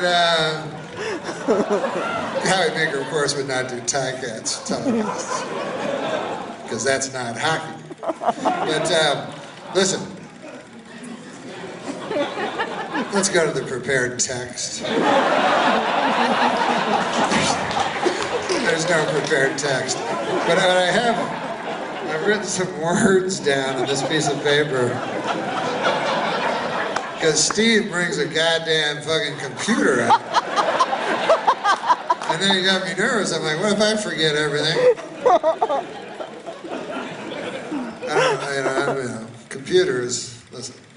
Nothing smarter than a computer.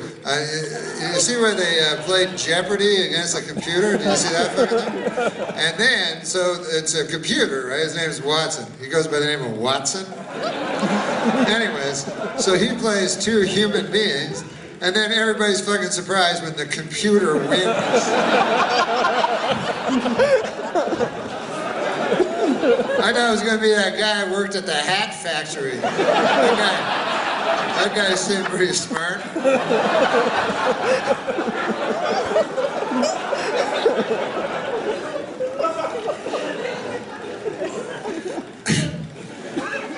Even their anecdotes, Alex Trebek's like, well, Watson, you have a funny story for us? And he's like, yeah, one time Oscar Wilde went up to George Bernard Shaw, and then the next guy's like, fuck, this sounds like another good one.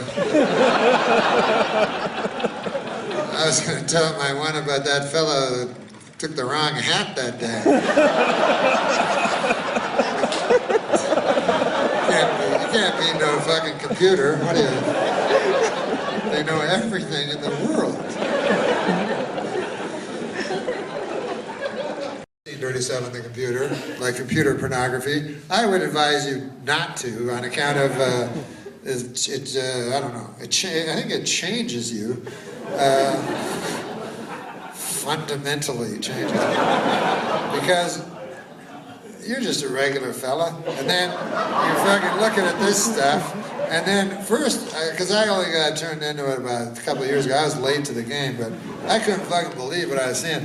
First of all, there's thousands upon thousands, and you never see the same girl twice. That's the weird thing. You go, good Lord, is every girl a whore? I've never met a lady like this in my life. Where do they live? I don't fucking... And they're just with some fat guy with a big belly. I don't know. Anyways. And then you get desensitized to it too, That's what happens after a while, because at first you can't stay, you're whacking off 6 times a day. And after a while you get, like they say in the big books, desensitized. I don't know if you've ever read those big books. That's a word they enjoy putting in there. And what that means is you're watching it and you're like, man, she's only taking 6 cocks up her ass. Why is she getting in business if she's going to be such a prude? I'll find something else. I'll find a worse thing a human can do to another human. I need to, You don't want to reach that stage. Then you got to pull away and try to be a civilized human again. Man, enough filth. What I was going to say about America is that when you go there from Canada to live, you realize things are important. Like everybody got a fucking opinion about it. You guys like fucking whatever. But everybody got an opinion. You know, and in Canada, I grew up, and I didn't really have like opinions and stuff like that. You know, and I think it's because it's my Canadian nature not to like, because things are very important in the United States, like elections and stuff like that. You vote for the wrong guy, he could blow up the fucking world. So that's because they got a red phone. We don't have no red phone. They're not going to give Canada a fucking red phone. But, so there, it's a very important decision who you vote for. And here, when you vote, you know, it's always like, who are you going for? I don't know. I think I like that guy that wants to build that bridge. I'd like to see a bridge over the... So it's not going to be that consequential one way or the other. And then also, you don't even get to vote for the fucking top guy. You just vote for the fucker who lives down the street. And then he's in Parliament, you know, and he's like, hey, what about that bridge? And they're like, shut the fuck up. What that goddamn bridge? Why the fuck would we care about your riding? Why? We don't care about your riding. But in the States, people are very, very into opinions, you know, and everybody's got one, and, you know. And I don't know when that started, because, like, I know virtually nothing, you know. And so I daren't have an opinion on most things because I don't want to be wrong, you know. And but people ask all kinds. Like one guy came up to me the week. He was like, "Hey, what's your opinion on stem cell research?" So I'm like, "Me?" That's an interesting question. I'll tell you what. Why don't I go to science school for 10 years, and then I'll come back here. Here, we'll meet here on this very spot a decade hence, and I will jot it down in your century at a glance. We'll meet right here, and I will tell you what those 3 words mean. I don't know. I just talked into this thing. I don't know. Anyways.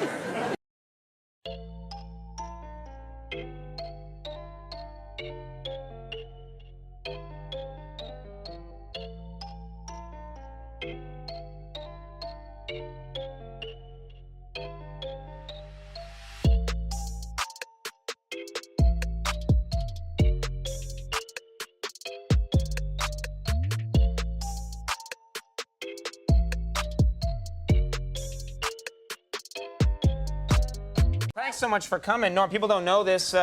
Norm MacDonald is not feeling well. He's been sick, but he was a real trooper, and he showed up anyway. I've been sick like 3 days. I was barfing and had diarrhea and everything. Okay, well, we didn't need to know, I know that. You could have said I've been feeling a little flu-ish. Yeah, a little under the weather. But you're feeling okay right now? Yeah. You know, when I kind of a hypochondriac, so when I get sick, I want to find out if I'm going to die, you know, from it. Mm-hmm. And so I try to like think, where did I get the sickness? You ever do that? Yeah, you figure out, did I come in contact with some, you know, how did I get it? Yeah, did I get, because I know, like Ross Abrash, this guy who works up on Saturday Night Live, he was sick last week. I thought maybe I got it from him. Mm-hmm. I remember I ate some shellfish a few days ago. Mm-hmm. And then yesterday, I got stabbed with a rusty syringe by this 80-pound homeless guy. Probably Ross Abrash, yeah. If I'm guessing right. Yeah, I was just saying, it was Ross Abrash. Yeah, right. It probably was him. And then, do you know Tanya Addy?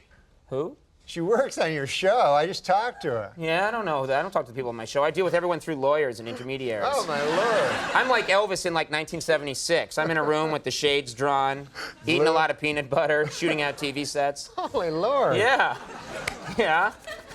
Go to town, my friend. What about her? Who?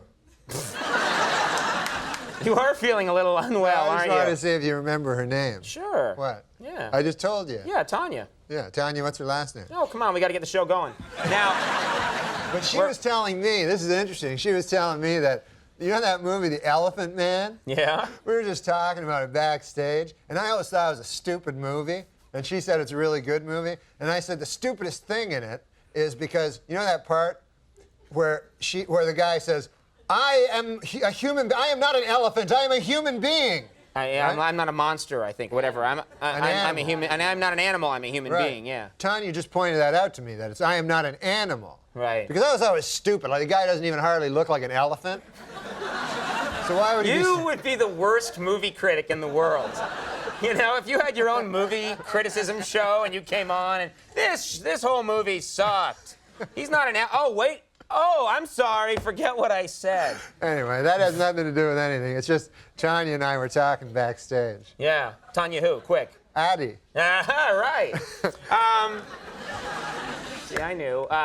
You got the weekend update coming up. Yeah. You got some topical jokes. Yeah. You got brewing. I know you. Your mind's always going. I'm always thinking about the jokes from the paper, you know, so I can come on, especially when I come on your show, you know. Sure. You know how I come on your show and I always try to have some jokes from the newspaper? Sort of like now, yeah. Yeah. So here's the joke I got. Yeah. Y'all know about this woman, right, from Denmark that left her baby out in the street? Yeah. How do you feel about that, folks? Yeah. I don't like it either. I don't think that's right. Yeah. Good joke. Oh, no. You know, that was the premise I was stating.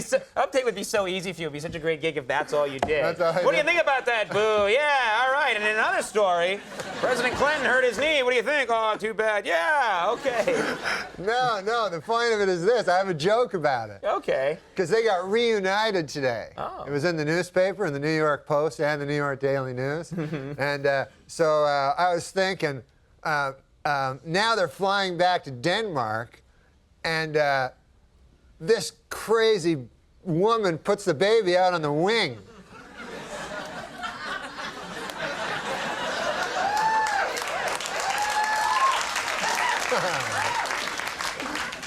You want to try another one, or you want to? It's your choice. I think the fever's breaking. There was another one in the paper today. You realize that this now doubles the pressure on this one. Right. So No, this creates a real tense TV moment. I swear to God, this one will really do well. This one concerns a fella that won the lottery. And he was a garbage man. He won the lottery. He won the New York State lottery. And he won like $8 million. And he said he's not going to quit his job. And you've always heard that, right? Right. I'm going to keep my job. I'm going to keep my job. And there's only one occupation where the person does not keep his job when he wins the lottery. Wins the lottery. You know what that occupation is? No. Crack whore. That was amazing. You pulled it out. I was worried about you for a minute. I thought you were in deep trouble. I thought you might get backed into a corner, have a lot more pressure on you, and then not have anything. I know. But the pitch came in low and towards the middle, and you put it out of the park. No, I didn't. What are you talking about? When people hear crack whore, they just start laughing. I like that. That's just the reaction people have. It's cartoon birds fly in and sing a song. Crack whore. What are you doing now? I just saw on the TV my hair. Okay. All right. What we're going to do is we're going to take a little commercial break. Okay, great. And I'm going to get security in here. And then we're going to come back and we're going to talk to you some more because you're going to have some fluids during the break and stuff. Fluids? Yeah, you'll see. We'll get that Tanya girl to get them for you. I thought when you said that, I thought you meant fluids out of my ass.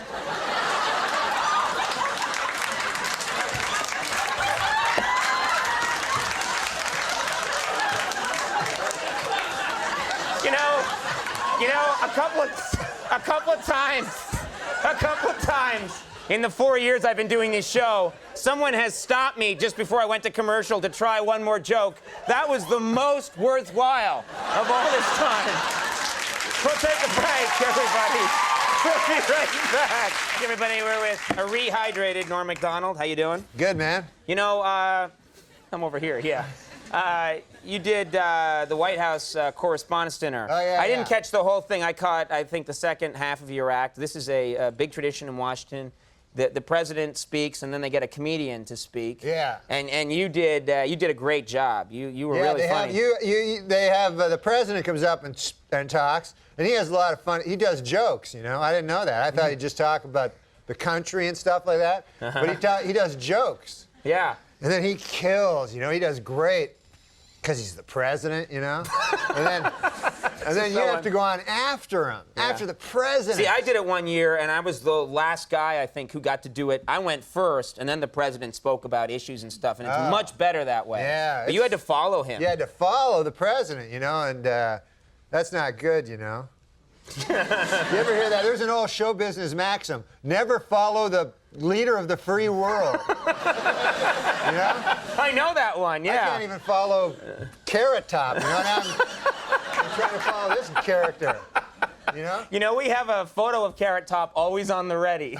Don't we have a photo of Carrot Top, Liz? Let's see, just where to is it? put it up, just so people can see Carrot Top. He's a good guy. Yeah, but how did it went good? I saw some, you know. Yeah. It must have been an impressive event. It was cool to meet the president. Although he's all crippled up now, he's got like... That's not politically correct. He's all crippled up. What do you call it? He's just disabled. Disabled, at yeah. the moment. He's handicapped. There you go. Actually, when you think about it, he's handicapped, and he's the president of the United States. He must have an unbelievable parking spot. When you think about it, you know? That guy, right? He's got to be... It's a short walk. Yeah, it's very close to the building. But, you know, when you have to... they made me do is they made me screen my jokes with the Secret Service. You know those guys? Yeah. And so I had to give my jokes to Secret Service, and they were reading them, and they don't laugh, those guys, you know? They're not big laughers. They didn't. They're not risible. A guy told me that word. You know what that means? I don't know who you are tonight. I don't know what that word is. No, that word means, that's something for you to learn there. That word means easy to make laugh. Risible. Risible. Risible. Easy to make laugh. Good, yeah. Okay, we wish we had some risible people in here tonight. Oh, yeah?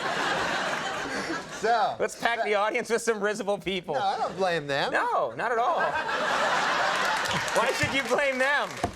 So, no, they're good people. They should have just gone crazy at crack whore. But I'll tell you this about the Secret Service. They have to learn a lot and come back. I'll tell you this about the Secret Service. Yes. I admire them because they have a tough job. Their job is to get shot. That's their job, getting shot in the belly. Well, no, I think their job is, maybe that's a byproduct of their job. No, that's their job. Oh, really? Yeah, their job's not just to hang around, listening in their ear things. Nobody cares about that. The president, if anybody wants to shoot him, he says to the guys, he goes, listen, instead of them shooting me, do you mind if they shoot you in the belly? You think he talks to him like that? They have a little huddle before he goes somewhere? Yeah. And man, I'm telling you, man, but it's scary because when I did my talk, they told me about the podium is like bulletproof and everything. The president has before he goes into a room, they bring a bunch of dogs in to sniff out guns, you know? And it's like if I was the president, holy God, I'd be scared the whole time. Really? You know? Well, no, he's well protected. No, but still, everybody wants to kill you. I mean, not everybody. Most people like you. You're the president. Right. But a lot of guys want to kill you. I don't think that's necessarily true. Oh, believe me, I was there. And did you meet anybody, any heroes of yours? You meet any big celebrities? Yeah, I met Larry Flint. He's not my hero, but he's a guy. He's a famous guy. Sure, he's famous. He's well known. Yeah, I enjoy meeting famous guys, sure. You know. And he came out, he's in a wheelchair, and he talks like this. He goes, "Gah!" But he was, it's not his fault. It's not his fault. No, He was shot. So he said, because I was in the movie The People Against Larry Flint. Versus Larry. You were in the movie. The People versus. It was a famous movie, and you're in it. I was in it. I was one of the people that was versusing him. Okay. So he said to me, hey, no, he's a good guy. He's a good guy. No, but this is what he said to me, Conan. He goes, when you're in Los Angeles, you know, I told him I was coming to Los Angeles. He goes, when you're in Los Angeles, he goes, look me up. He goes, I'll take care of you. When other people say that, you think that means nothing, but coming from him. Like if my Uncle Phil told me that from Minneapolis, I'd think if he went, hey, I'll take care of you when you come to Minneapolis, that means like, I'll make you a nice chicken pot pie. You know? But Larry Flint, that means, you know, I'll get you a couple of hot, dirty broads, you know? And then while you're having sex with them, I'll come into my wheelchair. You know? Who knows what it means? Okay. Well, Saturday Night Live, season finale. I should tell them about this. Yeah, this is going to be a good one. Yeah. Jeff Goldblum, who you know as the... My God almighty. Someone shot a gun. No one shot a gun. It was the guitar feeding back. The guitar? Oh. Yeah. You're obsessed. I don't know. It was the guitar feeding back. No, Jeff Goldblum, the Fly. He's going to be there? Yeah. He's many other stuff. No, also the dinosaur. Let's keep going. Come on, hurry up. And Vogue. We gotta go. I'm gonna throw up. Norm MacDonald, everybody. Other people are coming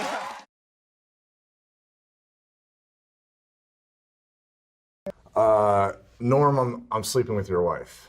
You son of a bitch, motherfucker! Huh? You sleep with my fucking wife? You son of a bitch cocksucker! You're my best fucking friend, Adam! God damn you, motherfucker! I'll fucking kill you! You sleep with, that's what you were doing on fucking Friday night, were you, huh? You fucking bastard! You see you... Okay, I apologize. We had some technical difficulties. Got a little carried away. I gotta apologize. I feel partially responsible. So what was that? You don't even have a wife. You don't even have a wife. That's true. I never was the marrying kind.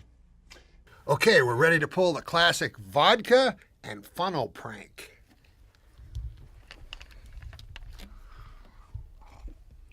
Yeah, you swallow that, you fucker. You drink that down. You don't fucking spit that out. Yeah, you like it, you fucker. Drink it. Fucking swallow that fucking... What the fuck is...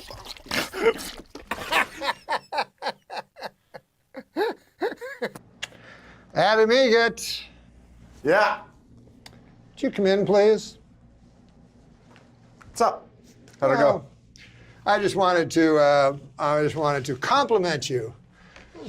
Yes, you have a very nice tie. And I like your shirt.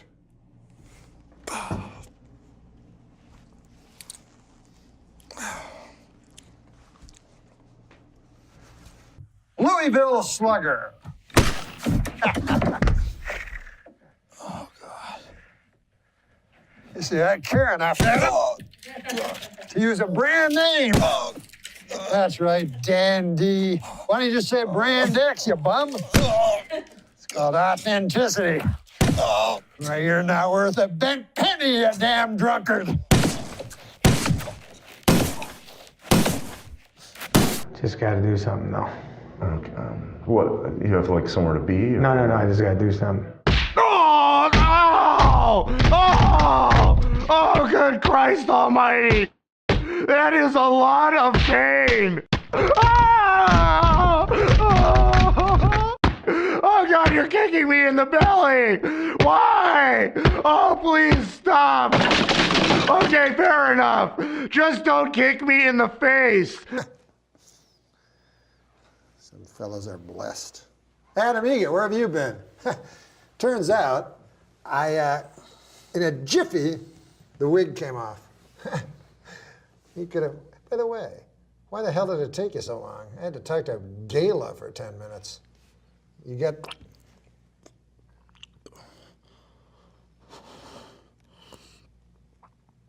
Fucking suck that venom. Yeah, you fucking suck that fucking venom. Yeah, you want to spit it out? You got a fucking mouth load. Ah, fucking shoot it out of your face, you fucking cunt. You fucking whore. Ah! Oh, thanks, dude. I didn't get any of that in my mouth. Yeah, no problem, man. We'll be back with Simon Helber. You fucking sit down.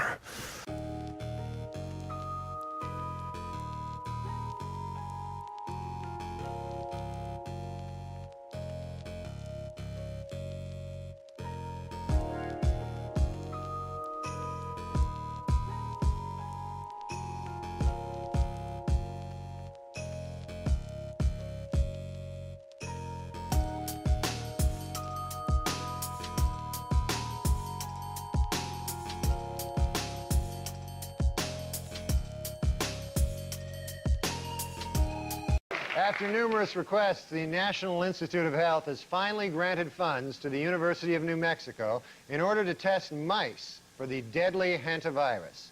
Although I'm sure the government would have acted a lot sooner if instead of mice, the hantavirus was killing off rich white guys.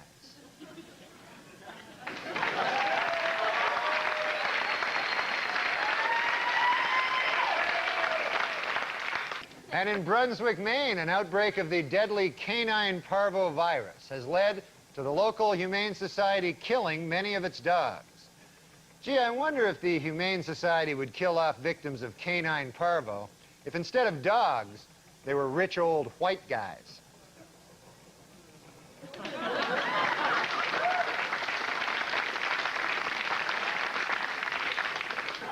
Wildlife officials in Maryland say that increased hunting will be necessary to control the state's black bear population.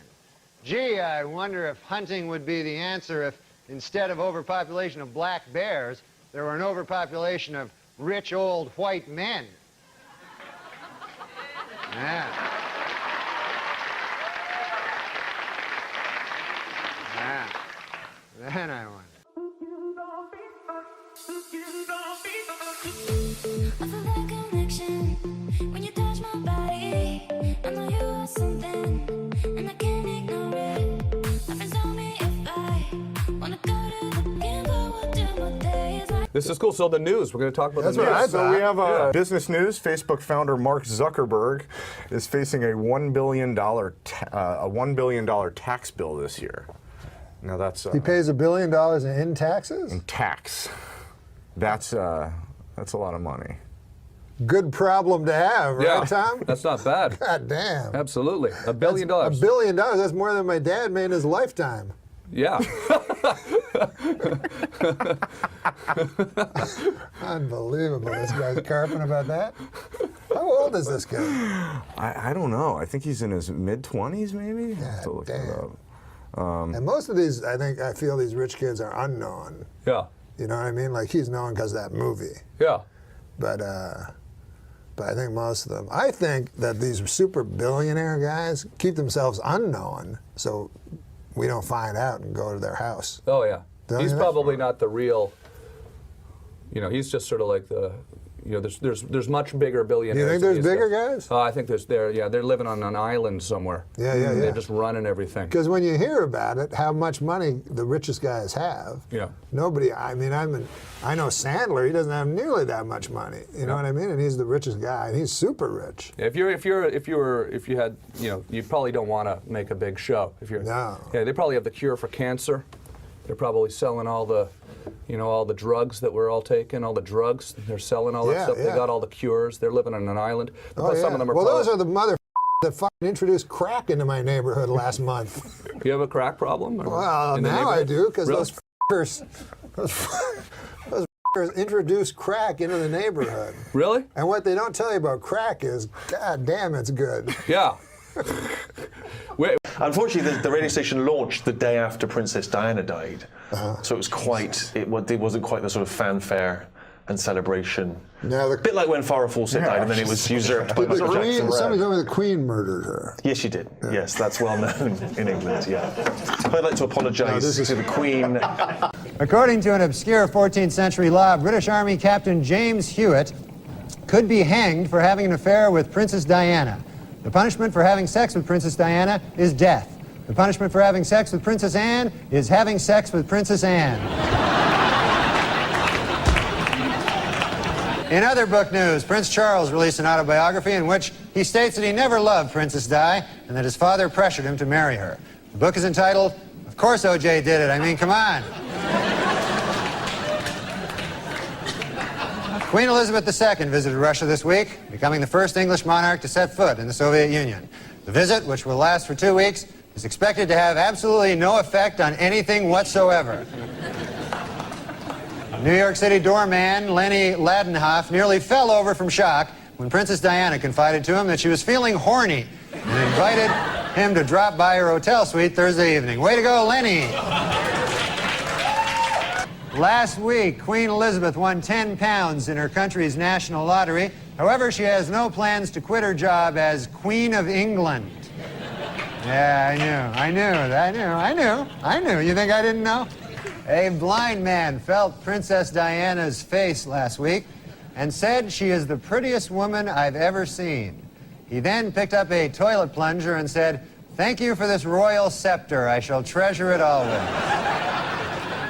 And now a correction to a story we ran last week. Prince Charles is actually the one in the middle. So we apologize for that. Well, New Yorkers were asked in a recent survey what they thought of the new slicked-back hairdo Princess Di displayed on a recent trip to the city.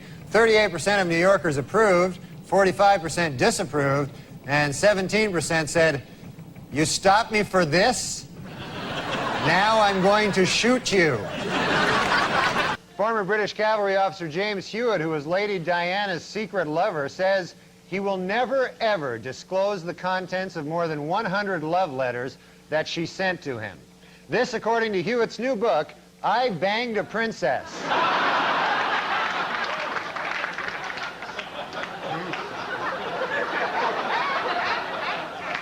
In England, a much-publicized videotape of a naked Princess Diana having sex with her lover, Captain James Hewitt, has turned out to be a fake.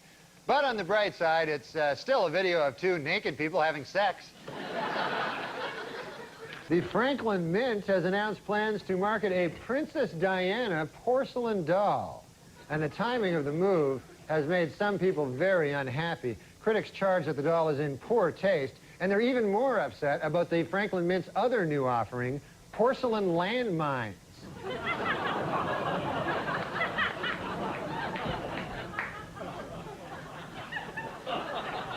You can play with them together if you want.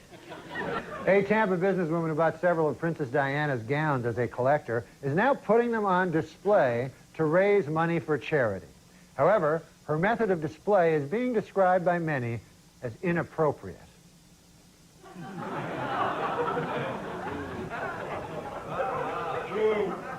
Still, for 4 bits, you know, it's a good deal. Well, a sad story from Britain this week. According to the Earl of Spencer, several intruders have recently broken into his family estate in search of souvenirs from Princess Diana's grave. But the Earl says he knows just how to protect the site: landmines.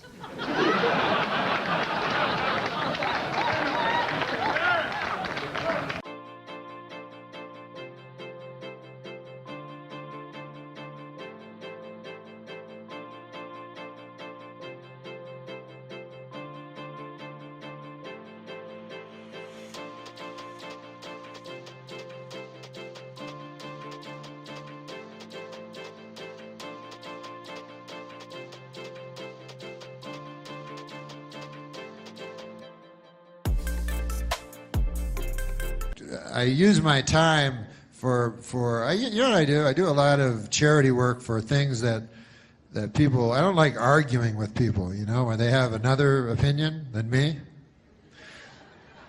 So what I do is I pick very popular opinions, and then I work for those people. Like, for instance, there was, you know the landmine big thing? Princess Diana, one of the greatest people who ever lived, she was against landmines.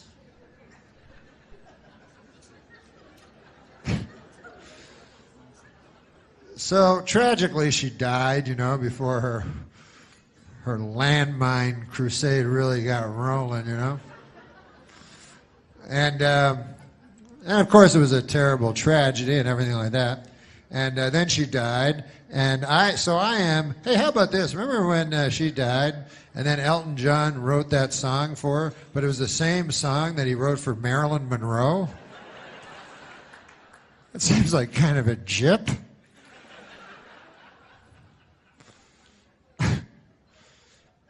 But the king's like, hey, man, you wrote a song for my daughter? I don't know if there's a king. You wrote a song for Princess Diana? Yes. Well, you all ready? She just died an hour ago. Yeah, I wrote it. I wrote it. And here it is. She lived her life like a candle in the wind. Wait a minute.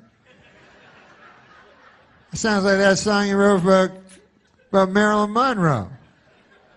Well, it's a little bit. Some of the same words. Well, why'd you do that? Because they're similar when you think about it. Come on. Marilyn Monroe, she was taking crazy drugs and promiscuous, running around. Man, you know, you never knew if she was going to live or die. She's just living her life crazy like a candle in the wind, you know. And Princess Di, she lived in a castle. But, you know, they're sort of the same. They were blonde. I got to go. But anyways, I forgot what I was going to say. Oh, that I am very against landmines.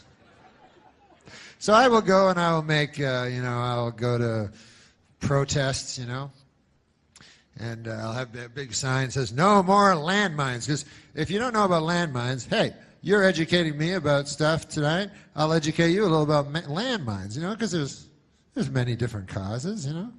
And landmines are terrible. What they are is they put them underneath the earth, and then you step on them, and they blow you up. So I go there, and I protest against them. And what's fun about it is there's very few counter-protesters.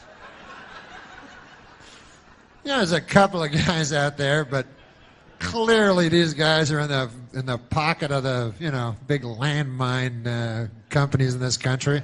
You know?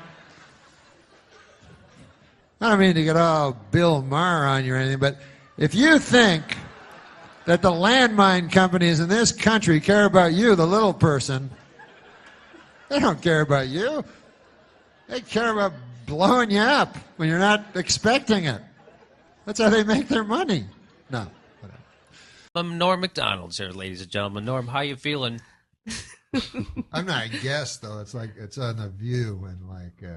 Right? Were you ever on The View? Yeah, I was. What's that Star Jones like? No, you want to hear my View story? Yes. Were you really on The View? Yeah, I was in L.A. and I was doing some fucking sitcom, and I was like, I was up all night. They wanted to interview me on The View, and so I was already up all night gambling and stuff. And I'd been talking about to the producer all the week through, and he kept having comedy ideas for me. Like he'd go, hey, what if you come out with red hair? Get out of here. Yeah. Really? Are you making this up? No, that's what I'm thinking. No, his name is Bill Geddes. Is he the guy they show on? He's always sitting. He's the guy they show, and he goes, I go, why would I wear red hair? And he goes, Barbara just got her hair dyed, and the gals are giving her trouble for it. Oh, still not good, but explainable. So I don't want to do that. So I'm like, no, I won't do that. I keep going, I'll think of something, you know. So anyways, I remember one of his, he kept pitching them every day. And one of them he said was, he goes, what if you go out there and all of a sudden during the middle of the interview, your phone rings. Oh, great. And he goes, but we don't tell the ladies, you know. Because you pull out the phone, you go, it's your agent, Morty. You go, Morty. My agent, Morty. Marty Flipman. So I go, Morty, you can't call me during the show, you know. And he goes, that'll be funny, man. Why does he think he has to give you funny ideas? I don't know, because. But Swallow I guess your I gum. agreed Spit to your that. gum out. Sorry. I guess I agreed to that one without. You did that You did one. it? Well, I didn't remember, but I was like going towards in the car from the casino to the View, and I still didn't have a story, so I said, "Oh, just ask me about Bill Cosby. I have a Bill Cosby story." So when I got there, I guess without me knowing, he's like, "Hi, how are you? Here's the phone." He handed me like a cell phone, a fake one. I was like, oh, I forgot what it was. I've been up all night and everything. So I went out and I was about to tell my Bill Cosby story, and the gals had a picture of me meeting George W. Bush, who was running for election against who was he running against? John Kerry? Al Gore. Al Gore, yeah. Nobody knew he was really bad yet.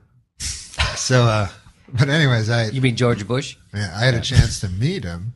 So I was like, oh, that'll be cool. Like, you get to meet the president. I mean, the guy who's running to be president. And there's not, I guess, there's not a lot of conservative support, and because he landed, it was just me and Ben Stein. It wasn't all these like Hillary lands; it's everyone else. So you met did you meet him? Yeah, and because no one wants to meet him, you get to meet him. You know, even as a very peripheral celebrity. And I got to go on the plane. Like I would have had to be like Barbara Streisand status. Hold on, you got to go on what's that plane called? No, that was before he was president. Yeah, Didn't he still fly on a? This is before he was president, not Air Force One. Oh, that's what you're thinking, Tom? Are you still in a private plane with him? Yeah, private plane. No big deal. That's still no, I know. So go on, you're on the View. Anyways, the gals show the picture of me like shaking his hand, and they didn't even tell me they were going to do it. And then they're like, all of a sudden, everything's like they're commies or something. You know, it's like they have this picture. They keep making fun of it, like I'm Kurt Waldheim in the forest with Hitler. So you know, it's just you feel like saying, "Hey, this is before we knew." Well, no, we didn't even know then. He was just running. So, anyways, I said, well, what about the guy we got in now? He murdered a guy, I heard. That's what I said. You said that? That's what I said. That's what... I said, that guy murdered a guy. And then Barbara Walters goes, what did you say? And I go, isn't it a matter of public record? I thought he murdered a guy. And then made it look like a suicide. So she's like, you're stepping on thin ground, mister. So I go, Barbara Walters. Which is not even a saying, so you know he's in trouble. It's true. It's not a saying. So I go, so I said, I just kept pretending like it wasn't a crazy thing to say. And she's like, oh, and the audience was all uncomfortable. And then I hear in the studio a phone rings. It's like a. Oh, that.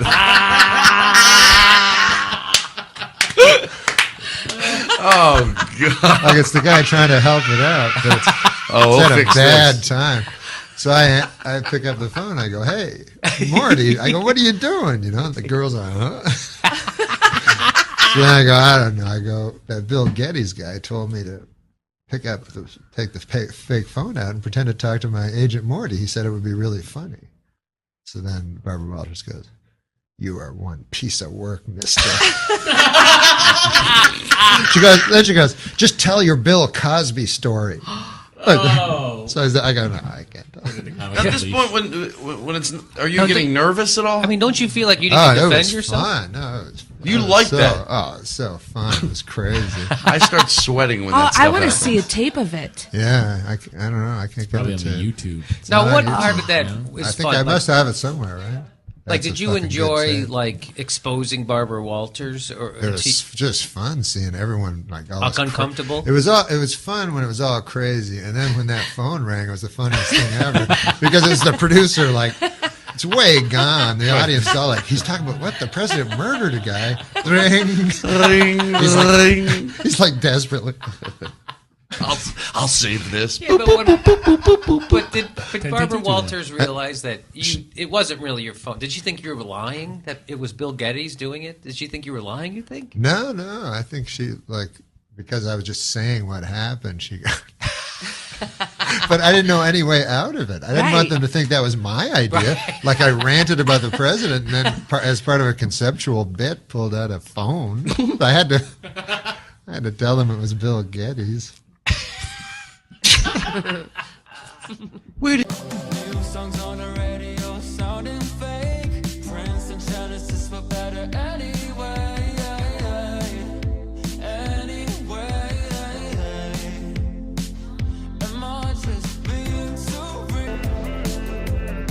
Hey, Norm, you're Canadian. Yes, I am. So what do you think of this whole presidential mess? Well, I hope that the Democrats don't steal the election from the winner, you know, but who knows?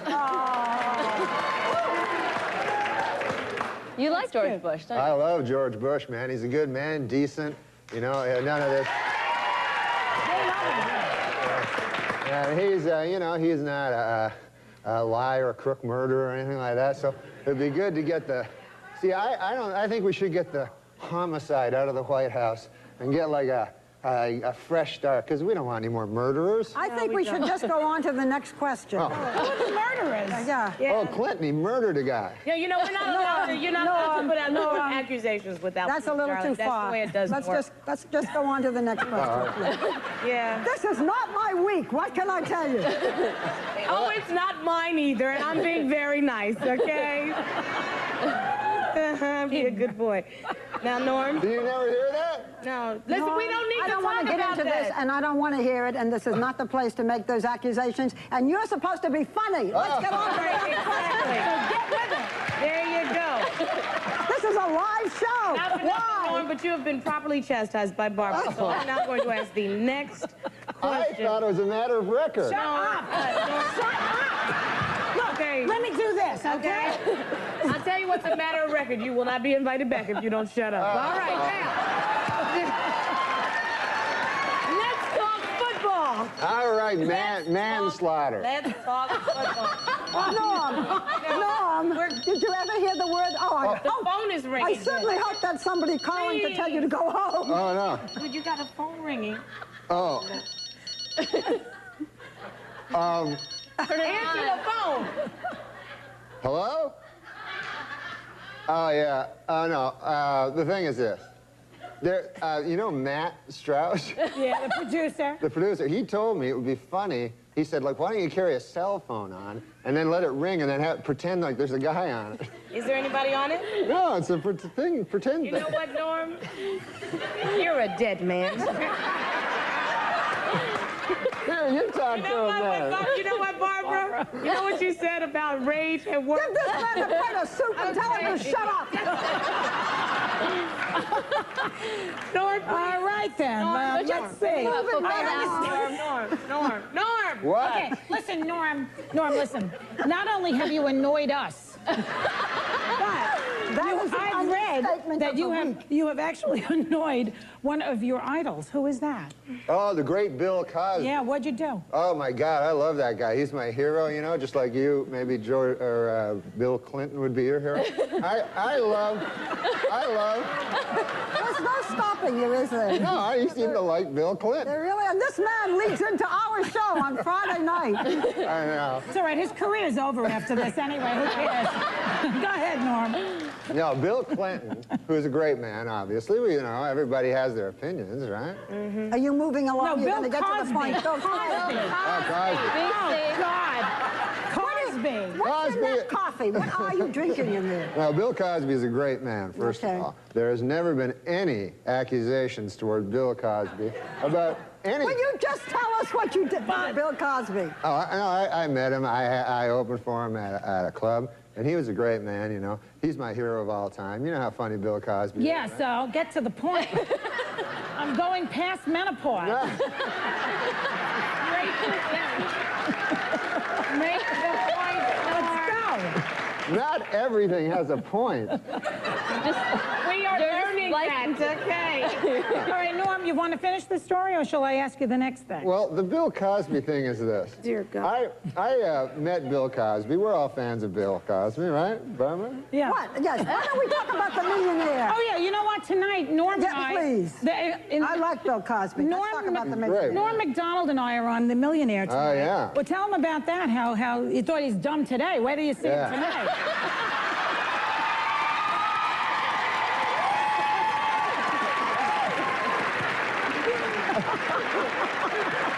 Come on, Norm. Tell him, Norm. People always told me Hollywood was like incredibly liberal of bias, and I thought it was untrue. But You want to talk about the millionaire? Yes, I do. You have 10 seconds to tell how talk much about you the want. millionaire. Don't tell how much Don't you tell him what I won? No. Oh. You're not allowed to tell anything like that. Well, what are you trying to ask him then?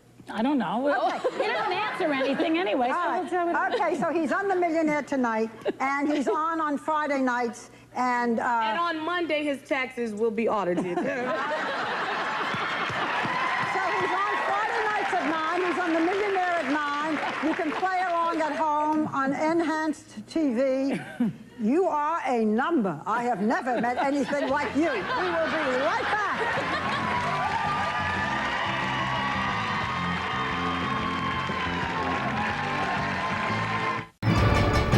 Weekend Update with Norm MacDonald.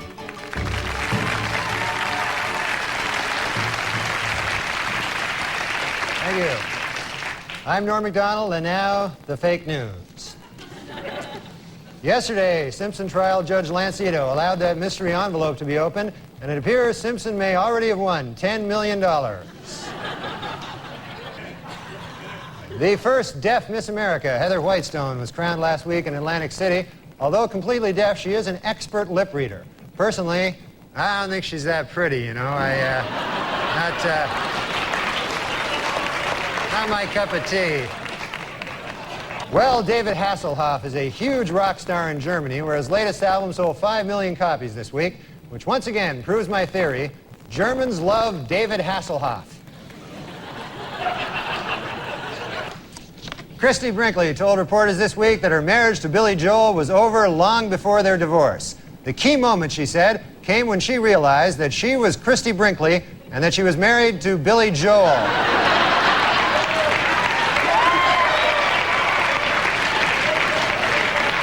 And in a related story, this week marked the 5,000th performance of the Broadway musical Cats. It also marked the 5,000th time a guy turned to his wife and said, "What the hell is this?"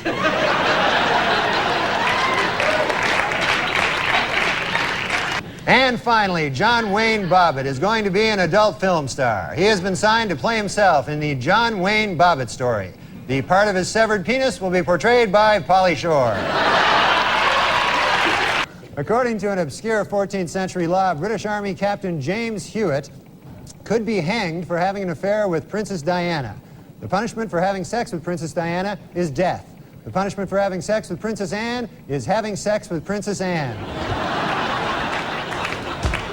Las Vegas mogul Steve Wynn has announced plans for a new hotel, 46 stories high, set on a 17-acre island in the middle of a 50-acre artificial lake on the Las Vegas Strip. In a related story, Motel 6 now has shampoo.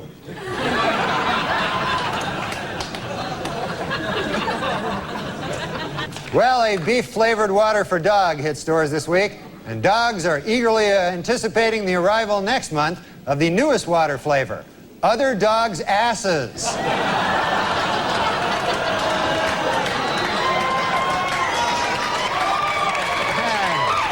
With Republican control of the Senate, Oregon's Bob Packwood will become chairman of the Senate Finance Committee. In a statement, he promised to massage the budget, goose interest rates, and, if possible, stick his tongue down the throat of inflation. A French man who calls himself the Snake Man was arrested this week after climbing up the side of a Manhattan high-rise. Yep, he climbed right up the side of a high-rise. Just like a snake.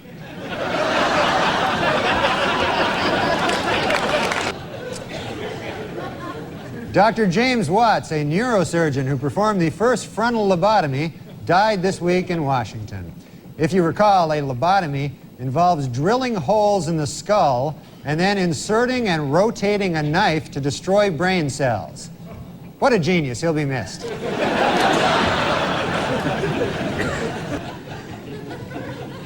This week is Taxi Cab Appreciation Week, so to all you taxi cab drivers out there, I'd appreciate it if you'd take a shower once in a while. How'd that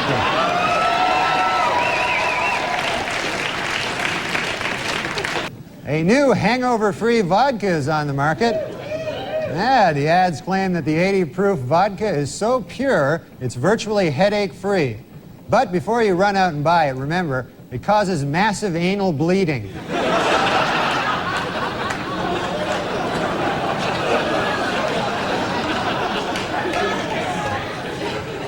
Former First Lady Nancy Reagan reports that her husband has been relaxing at their ranch, riding horses and chopping wood. Sadly, eyewitnesses report that he was actually riding wood and chopping horses.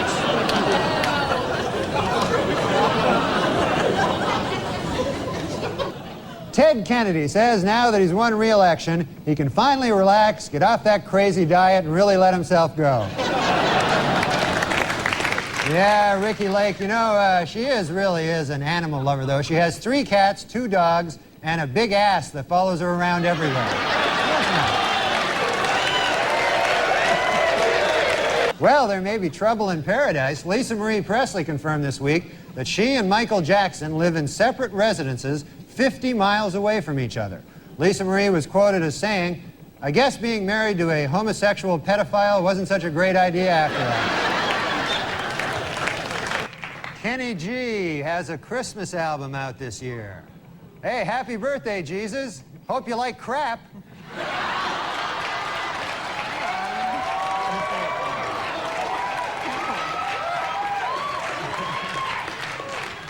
Serial killer Jeffrey Dahmer was attacked and killed by another inmate this week.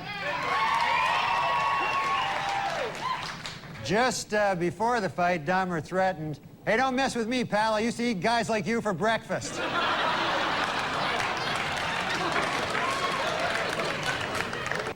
Yippee! Jerry Rubin died last week.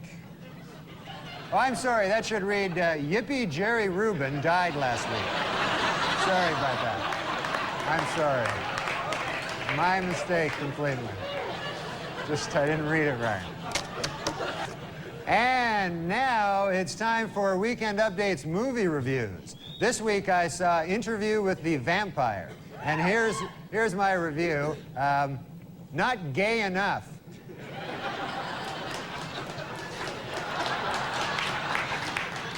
A Brooklyn man crossing an expressway on Monday was hit by at least 10 cars. According to police, the man's body was spread over a 2-block area. Police also reported that various organs were flattened on the road and that his spine had been ripped out of his torso. The man is currently resting in stable condition at St. Mary's Hospital. Well, a study this week reports seafood is good for you unless it's fried. Yet another groundbreaking story from the pages of the medical journal, Duh.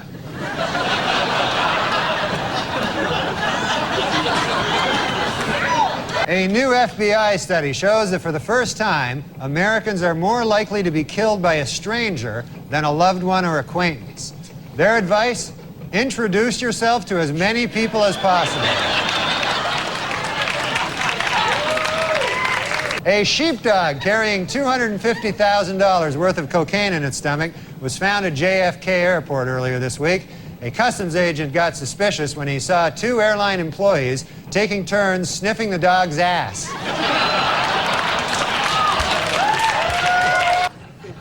O.J. Simpson's lawyers have decided to skip hearings on DNA evidence and go right to trial.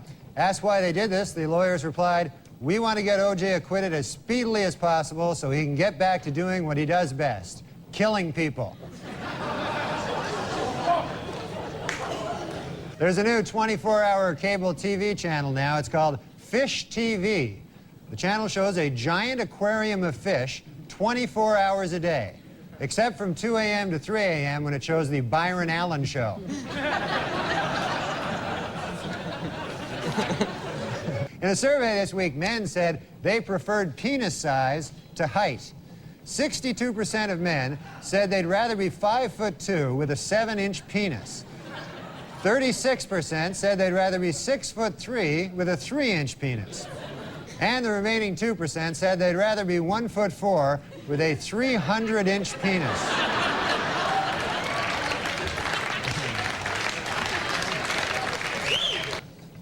Here we see the president and the first bitch.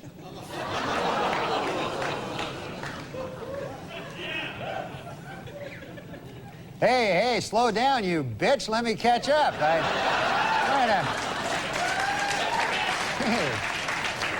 A 51-year-old cosmonaut set a world space endurance record this week after spending 367 days aboard the Russian space station Mir. And also, as a side note, he also smashed his own masturbation record.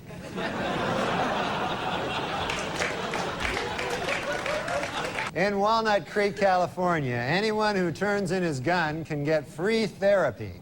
And anyone who doesn't turn in his gun can get free anything.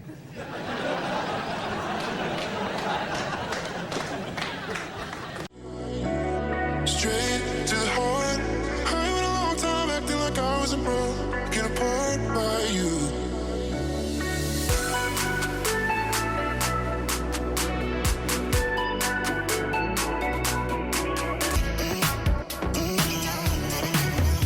Officials in Disney World have ordered their ride, the Extra Terror Estriel, to be shut down until it can be made scarier.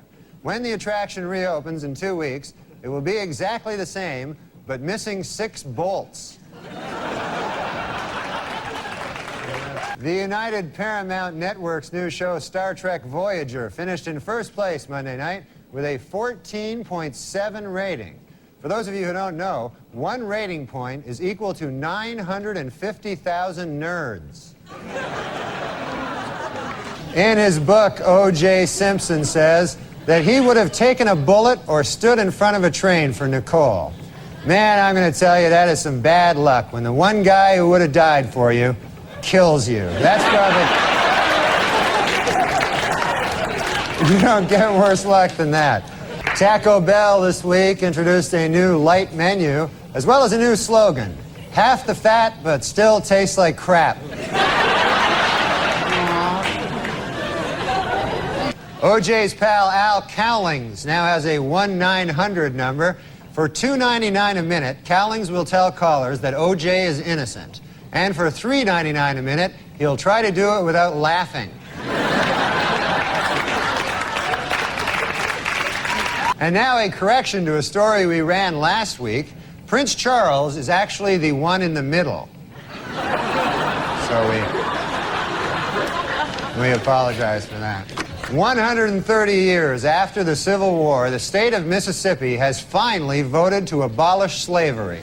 Representatives say they would have liked to have done it sooner, but they were delayed due to some awfully big cotton crops. They had some kind of big cotton thing. All right. And finally, the Oscar nominations were announced this week, and Tom Hanks and Jodie Foster are in a heated competition in the Academy's controversial new category, Best Retard.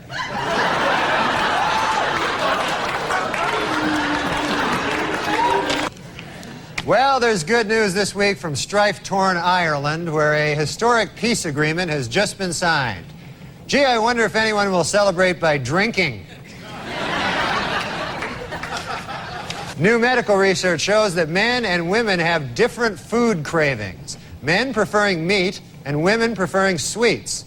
Scientists trace this back to caveman days, when men had to go out and hunt for food while women sat on their fat asses eating chocolates.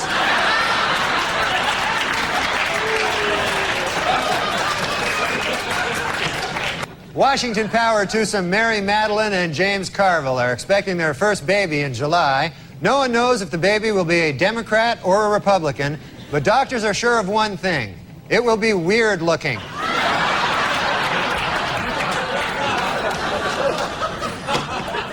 This was Colin Ferguson's first week in prison. Ferguson has reportedly dismissed his cellmate, and from now on he will be acting as his own bitch.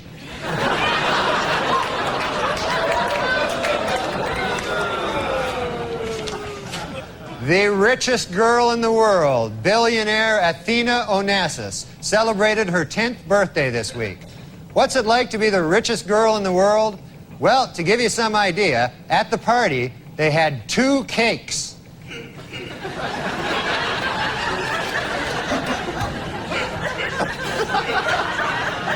Due to a change in policy, Amtrak employees will no longer be able to kick homeless people out of Penn Station based on the way they look. From now on, they will have to go solely on urine stench. Some teenagers are snorting or injecting Ritalin, a drug prescribed to treat attention deficit disorder in children. Drug abuse experts warn that Ritalin can cause accelerated blood pressure, along with enhanced mental alertness, a surge of energy, and an increased sense of self-confidence. And remember, kids, those are bad things. According to a controversial new biography, Elizabeth Taylor likes her lovemaking loud, rough, and frequent. Coincidentally, that's also how she likes to eat. Well, it's official. There you go. Michael Jordan is leaving baseball to return to basketball. It is unclear whether the media will now refer to him by his old basketball nickname, Air Jordan, or his more recent baseball nickname, Senior Crappy. Newlyweds Tommy Lee and Pamela Anderson had their first argument this week. He wants kids, while she wants fake kids.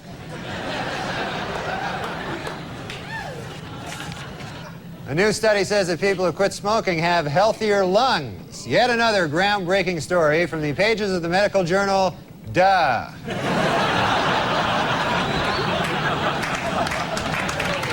And in court this week, Cato Kalin testified that O.J. Simpson did not appear angry before or after the period of his wife's murder. But Kalin admitted he could have been a touch edgy while he was actually murdering her. Might have been a... Leona Helmsley fired a maid this week for stealing her Victoria's Secret lingerie. And you think she looks hot here, huh? Imagine, if you would, with the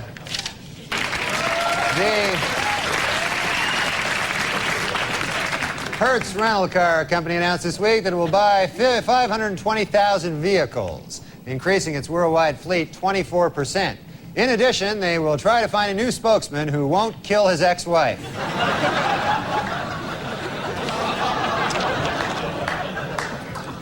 And finally, the Diamond Council of America advises that men spend 2 months' salary on an engagement ring, while the American Housing Company suggests that you spend 25% of your salary on rent.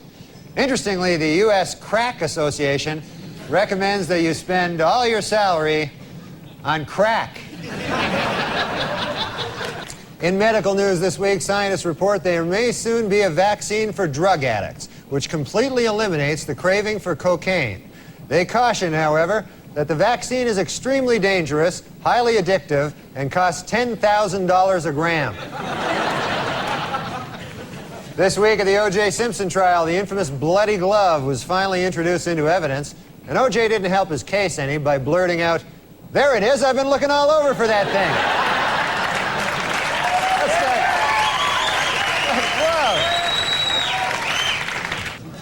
Whoa. In a bid to boost low attendance, officials at the New Jersey State Aquarium have announced plans for a $4 million facelift.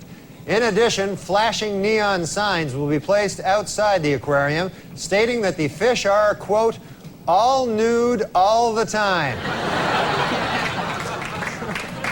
Julia Roberts told reporters this week that her marriage to Lyle Lovett has been over for some time. The key moment, she said, came when she realized that she was Julia Roberts and that she was married to Lyle Lovett.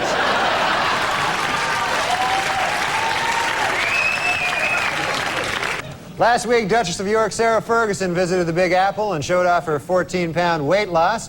Hopefully, this will not interfere with her official duties of sitting on her fat ass all day long. Well, singer Willie Nelson, who was arrested recently in Texas for marijuana possession, saw the charges against him drop this week. A judge ruled the arrest had been illegal because police didn't have probable cause to search his car for pot. How about the fact he's Willie Nelson? Well, the magazine POV came out this week with a list of the best and worst jobs to have in the next century. Their 3 best were, in this order, multimedia software designer, management consultant, and interactive advertising executive. While their worst, for the 3rd year in a row, crack whore. Dismissed Simpson juror Jeanette Harris revealed in interviews this week that the jury is torn by dissension and is already divided into 2 camps, those who think he is guilty and those who are really, really stupid.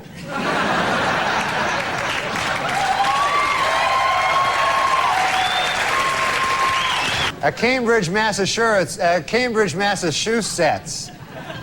juror found City Councilman William Walsh not guilty of malicious destruction of property after he removed 2 dildos from a sculpture in the City Hall annex. Walsh's defense was that he was walking by, saw them, and said to himself, "Hey, free dildos." Look at there. Well, Premiere Magazine's list of the 100 most powerful people in Hollywood hit the newsstands this month. In an odd bit of ranking, Demi Moore was ranked number 28, while her breasts were ranked 20 and 21. So, at a press conference this week, Washington Mayor Marion Barry said he wants private businesses to provide 5,000 summer jobs for a district youth program. He also wants some crack. At Virginia Commonwealth University, a professor is being sued following revelations that he spanked one of his students. It was the student's parents who first became suspicious when they asked, "What kind of marks are you getting?" And she replied, "Big red ones on my ass." So...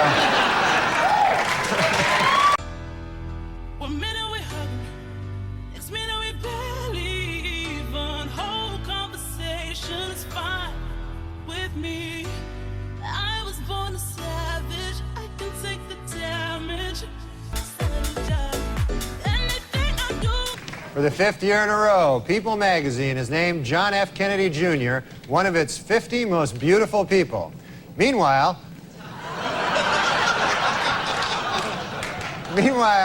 Big Red Nose magazine has named Ted Kennedy one of its 50 faces most ravaged by drink.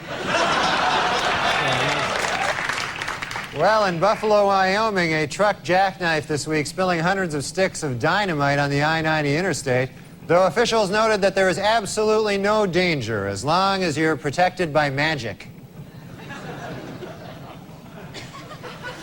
Yeah, I wish I was protected by magic. All right. In stock market news this week, April's 3 biggest losers were Cantab Pharmaceuticals, Champion Enterprises, and Crapco, which manufactures crap. And also crap-related items, most recently Mariah Carey's Christmas album.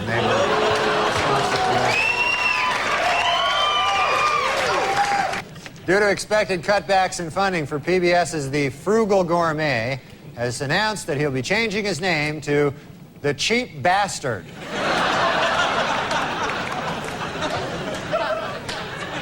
Well, in a questionable move by the defense team this week, O.J. Simpson demonstrated how to stab 2 people at the same time.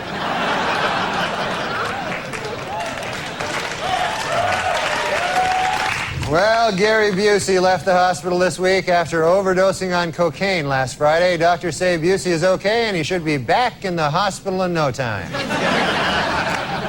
Last Friday in Washington, D.C., the city's elementary school students pledged to stay drug-free as a gift to their moms on Mother's Day. Meanwhile, D.C. Mayor Marion Barry got his mom a great big box of chocolates. The Walt Disney Company has announced plans to build a $300 million hotel and entertainment complex in New York's Times Square. Construction begins next spring on their first attraction, Crack Horrors of the Caribbean.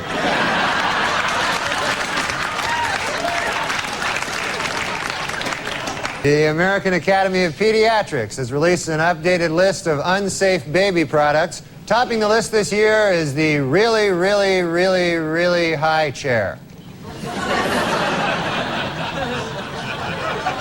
I'll do a bad joke first, though. If Earth hasn't been visited by Every other guest has done this? Yeah. Yeah. If Earth hasn't been visited by super intelligent aliens, then who made all those inexplicable, perfectly strong... Oh, okay. Yeah.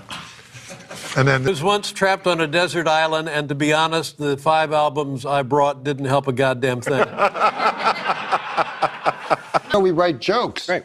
So, would you like to read one? Yeah. That's for you. I'll play along.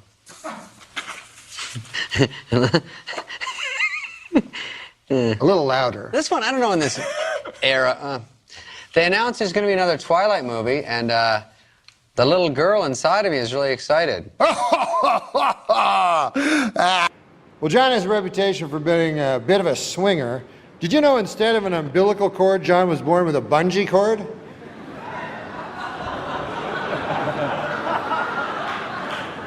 This is a saying I made up. There are a lot of ships that are very valuable, right? Like you probably think a golden ship was valuable, right? This was already a terrible saying. This was made only of diamonds. I don't know if it would float. I don't know. But, you know, you would think that would be your most valuable ship. But you know what, sir? It is not. You know what your most valuable ship is? What is that? Friendship. And Cloris Leachman is here. Cloris?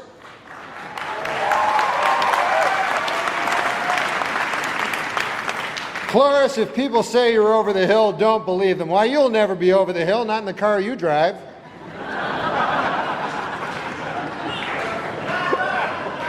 Started collecting owl pellets, and for anyone who doesn't know, when an owl eats a field mouse or a rodent, it eats it, digests all of the edible parts, and then regurgitates a pellet, which is like all the bones, all the undigestible matter. And I collect those and harvest the bones, and then make magical creatures out of them.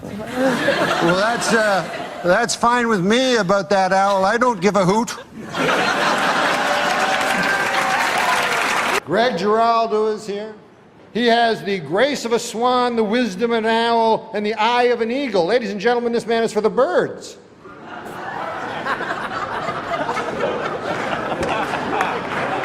Susie Essman, of course, is famous for being a vegetarian. Hey, she may be a vegetarian, but she's still full of baloney in my book. Hey,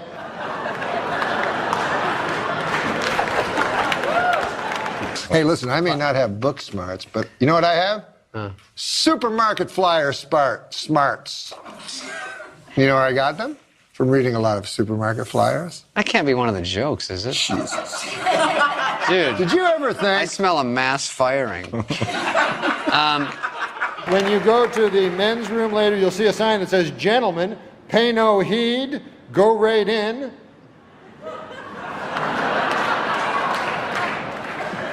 There's no room that says "scoundrel" on it.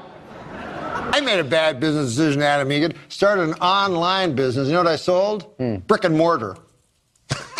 Pretty good. I like you gave something, too. I gave a little bit. Is this going to go down as a test show? No. You better fucking air it. Listen, I ever think that I wanted to... Rushing to the works ass. Jesus Christ. Test show, test show. I'm being tricked. We have a lot of well-wishers here tonight, and a lot of them would like to throw you down one. A well. They want to murder you in a well. Seems a little harsh, but apparently they want to murder you in a well. It says here on this card. Hey, a new study shows 37% of people talk to their car. It's the first study ever conducted by the International Organization of David Hasselhoff.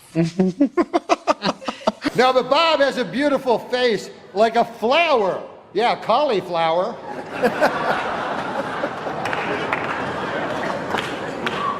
No offense, but your face looks like a cauliflower.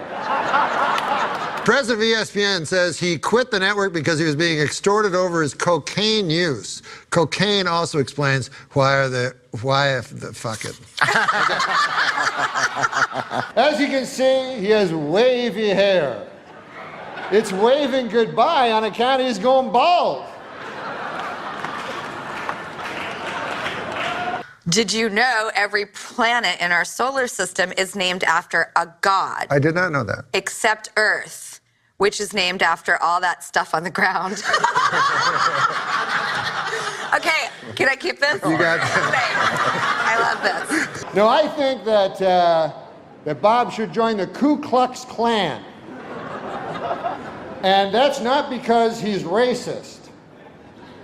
He's not racist. It's just that he'd look a lot better with a hood over his head on account of his face. How can you not get that? Call me old-fashioned, but I long for the days when wives stayed at home and only cost 3 goats. I get that one. I heard you have hair on your chest, Bob, and, well, let me tell you something. That isn't your only resemblance to Rin Tin Tin. You're a fucking dog face. No, there are times when Bob has something on his mind, when he wears a hat.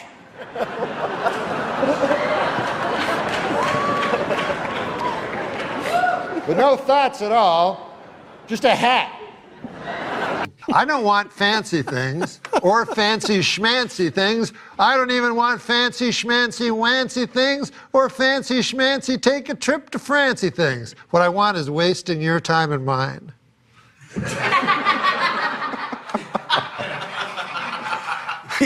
You're an infant. The joke. I don't think we're coming back either. Don't say that at me. Here's the joke. TV pitch, 3 words, young Gene Shalit. I'd watch that. I would watch. They are going to have to lease editing equipment for this show. Hey, what about this joke? If you can't handle me when I'm covered in the blood of a boar I've just sacrificed to the gods, then you do not deserve me during the bountiful harvest that will result. Nah, those things don't work out. I'm not coming back, Norm. And Bob is not very worldly. He thinks the English Channel is a British TV station and not a body of water separating England and France. No, he's a good guy. He's a good guy. He's never bought Christmas seals. He told me he wouldn't know what to feed them. When I was a kid, I walked in on my parents having sex. It was the most embarrassing half hour of my life. This is what I saw. This is what I saw. I walked in. Your mom is lucky. I walked in.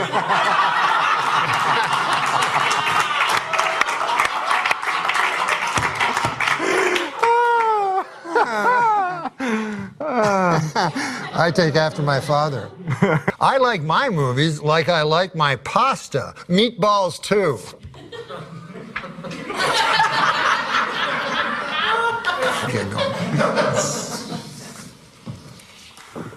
I can't stand stuck-up bodies of water. Is that right?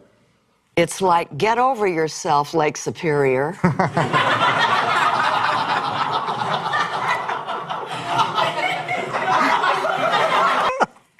My favorite NCAA teams all happen to be colors. Auburn, Navy, Sienna, and hot bubblegum pink. Oh, they're very good, yes, they. Do you want to say it again? No. Oh, here's something interesting. You don't have to hold on to that. I'm just trying to believe that somebody actually wrote that as a joke. Jane, if you fight fire with fire, there's only one winner. America's powerful fire lobby. Who writes these? My palm reader told me that I have nice hands. Maybe the nicest hands she's ever seen. Also, on Friday, I'm going to get hit by a train. But let's be honest, most people you ever see go skinny dipping are more actually going dipping. Let's just be. And now, Jane Fonda will do the last joke, so say your joke.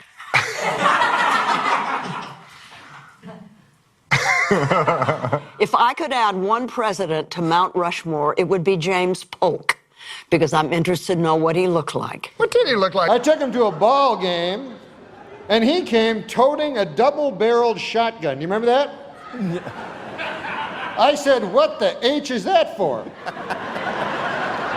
Bob said, I heard the Lions were playing the Tigers. Imagine how different our world would be if Mumford had remained childless. Fad Mumford? Fad. Fad. Fad? Shut up. Okay, next. You know, I've been jogging for a few months now, Chevy, and you might like to know that I recently set a personal record for a 5-mile run. 3 miles. And now, the final joke by Chevy Chase. To me, perfect sex is like a car wash. You start by lining up right and going in slow, and you finish when 3 Mexican dudes run up and furiously towel you off. This is not a great joke. I shouldn't editorialize. A storm picked up eggs and milk over the Rockies and is now battering the Midwest. It's a terrible... So that's not much of a joke. M. Night. Take everything you know about bread and throw it out the window. Okay? Did you do that? I did. Great. Now, let me tell you about a little invention I made. Bread.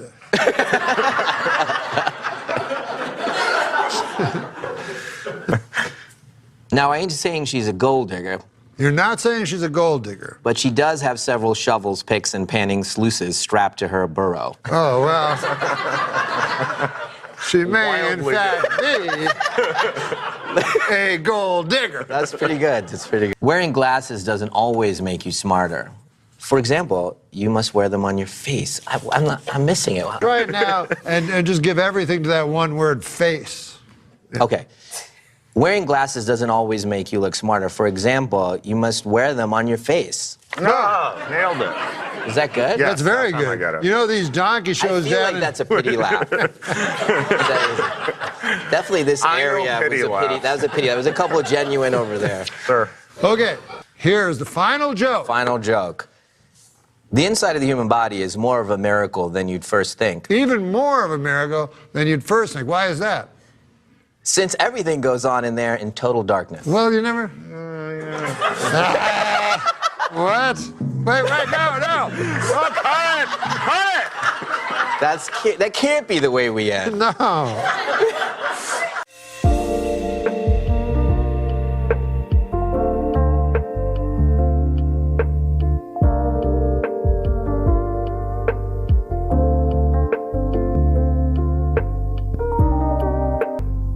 Authors are obsessed. This is what, going back to I don't know, Updike and Hemingway, male authors have been, anyways, male authors do tend to be obsessed with female bodies. Male authors obsessed with female bodies. Going on and on about webbed feet and soft insulated. I'm sorry, that's male otters. No. This concludes the joke. I was going to say, I really liked him right away.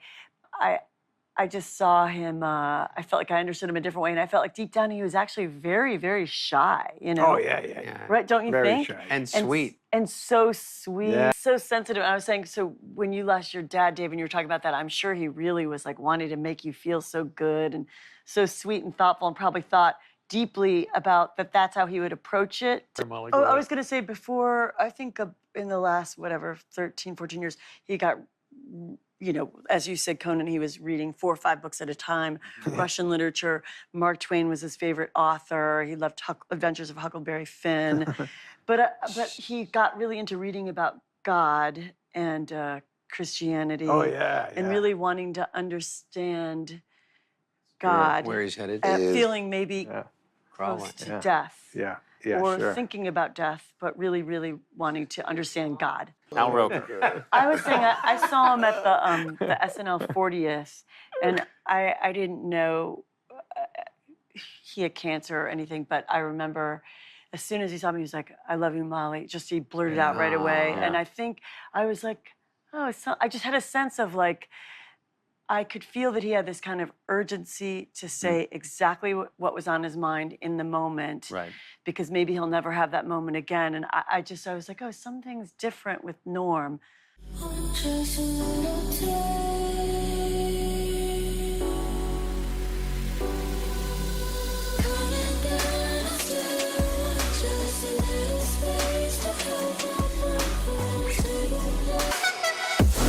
Nice to see you there, Courtney. I'm tired. You're tired. Oh, Courtney. Jesus. Come on there. Help me, Norm. Come on, I'm trying. Oh, help me. I'm trying to help you out, Courtney. Help me. Get off of me. No, okay. Get off of me. Okay, I will, Courtney. All right. All right, wow. Yeah. Norm MacDonald is on the Adam Carolla Show. And he brought fellow comedian Steve Ravenstein in Steve's opening for Norm. Stevie Ray Fromstein? Oh, sorry. Is that closer? Ravenstein. Oh, well, Ravenstein is my driver. Well, it says that guy sounds hot. It says Stevie, and then it says Ravenstein. It doesn't. Ravenstein is my butler. All right.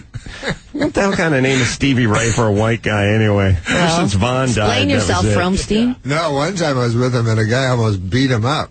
Remember that? Yeah, I remember that. What happened? Well, somebody named me Stevie Ray Fromstein after Stevie Ray Vaughan, but I didn't know much about Stevie Ray. What do you mean someone? Your parents? Somebody. He named himself and then he tried to pretend people was catching on. Like one of those nicknames you give yourself when you start a new school that you made up? Yeah, it was just, but apparently people called me Stevie Ray Fromstein, and then, so he got upset that I didn't know that much about Stevie Ray Vaughan. Mm-hmm. He got very upset. The guy was a Stevie Ray Vaughan fanatic. Oh, really? And he got so mad. Took umbrage. So he threatened to kick your ass? No, but he looked like he was going to. Maybe that's, I don't know, a lot of people look like that. I could say, I will say this: if you're going to scrap with a fan, I always go Savage Garden. yeah. Over Stevie Ray Vaughan fans, because I feel like those guys can throw down. I sometimes go Tori Amos. Yeah, Tori Amos is good. That's a good. Although once in a while you get one of those heavy set lesbians coming after you, beat the crap out of you with a waffle stomper. But by and large, I pick I'm trying to think worst bands to mess with their fans. AC/DC fans. Stay away from them. Stay away from Ronnie James Dio fans. I don't know why. They're a little bit older now. Danzig is not a group you want to mess with. And I'll tell you who you definitely don't want to mess with. Insane Clown Posse fans. Oh, yeah. They will snap you like You know any kindling. of those people? No, it was going to be Stevie Insane Fromstein, but luckily we didn't. I see. Or Mormon Tabernacle Fromstein, just to be safe. That was one we kicked around. Yeah, Guar's not a band where you want to mess with the fans either. Yeah, I feel like Savage Garden's good. Anything emo. Joan Osborne fans are usually a good bet, too. Yanni, strong. Strong. Yeah. Starland vocal band. Because they're all in their 80s. Catherine and Tennille. Do they do Afternoon Delight? Yeah. That when I was young, I love that song. Well, especially when the lawn was being mowed. Why do you say that? Don't do anything. Not only. Yeah, I mean, it was a couple of skyrockets in flight. Less a song and more a calling for Norm MacDonald. It's his theme song. That was what Brandy was to sailors. You know what I mean? Afternoon Delight was the guy who likes to bang his friends' wives while they mow the lawn. Listen to this. Here's an interesting piece of trivia, seriously. Forget about all that stuff. But listen to this. That Brandy was originally going to be... Oh, you're trying to get us off topic. It was originally going to be called Mandy, but they had to change it. Looking Glass had to change it to Brandy because Barry Manilow already had a song named Mandy. But I'll tell you an even more interesting piece of trivia. Yeah. The song Mandy, you're not even going to believe this. You know who it was written about? Mandy Patinkin. Yeah. Oh, you knew it. Really? No. Really? Oh, no, that's just one of those gay urban cowboy tales, right? She knew it, right? I know. She was making a joke, really? That's the only Mandy I know other than Moore. Was it really written from Mandy Patinkin? Yeah. So you wrote that about a dude? Well, it's the only Mandy she knows is a dude. All right. Well, that's a decent point. But also remember, Elton John is into dudes. So it makes complete sense. Did he write Mandy? Yeah. It was going to be Mandy, you're like a candle in the wind, but he didn't die. I see. Wait a minute. I thought Mandy was Barry Manilow. I thought so, too. Oh, yeah. Who dies that? Barry Manilow. I'm sorry. I didn't mean to out anyone. No, you're still on. Barry Manilow may be not gay, but I know Elton John comes right out and tells you. That's what I like about him. I think. Well, actually, Barry tells you in his actions and his. I saw Elton John's show at the Mirage. And this was the red piano. Yeah, you saw it? No, but I saw the poster. Was it good? That guy, now that he's out of the closet, I guess it's like suppressing it for so long, then he's out of the closet like crazy, you know? So he's like, he had a big video screen behind him. And so he said, a lot of people don't know what my songs are about, so it'll explain it with these giant screens behind me. So he goes, Daniel. He starts with Daniel, and that song I really Daniel, my always brother. kind of confused me. Yeah, me too. One of my favorite Elton John songs. But I never understood the He's point. blind. Yeah, did he go to war? He's on a plane. It's very confusing. He goes, a lot of people always ask me what Daniel's about. He goes, I hope this explains it. You know, Daniel Stern starts playing it, right? And then all of a sudden, like on all the screens, guys in Speedos diving into everyone was a super hot dude. Not, I don't know if they're super hot, but to him, they were super hot. You know they're hot. Right. So but that guy sounds hot. Yeah. But every song that you think has all this underlying... It's just about a hot guy? It's just about a hot dude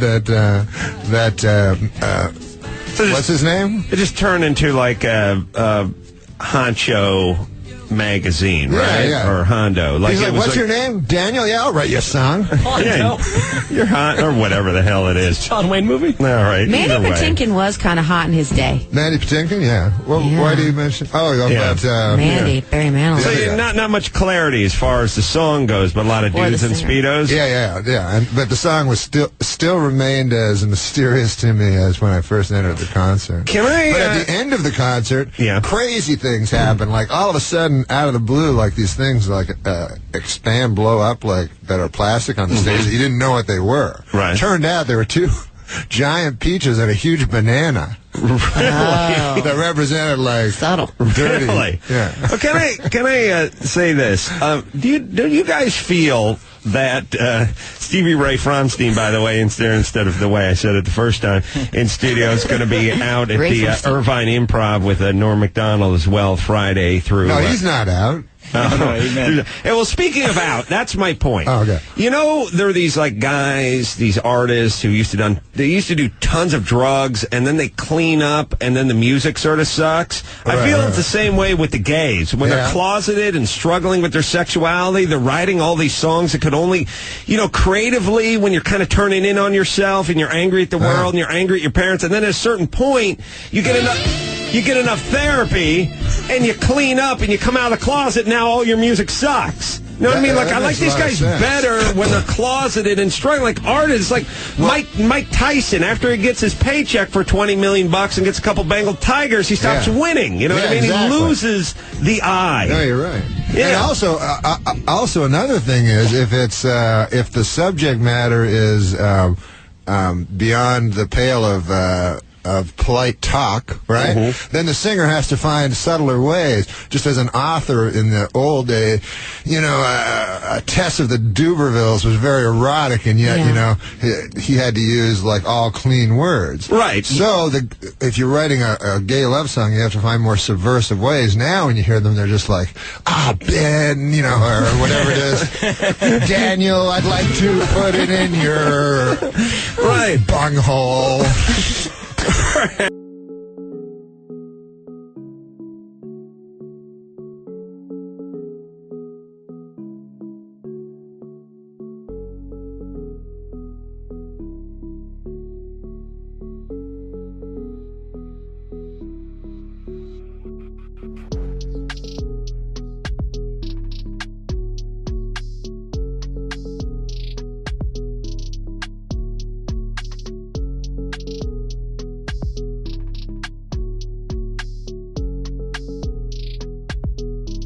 Meanwhile, Elton John continues to deny rumors that he is engaged to his tennis racket.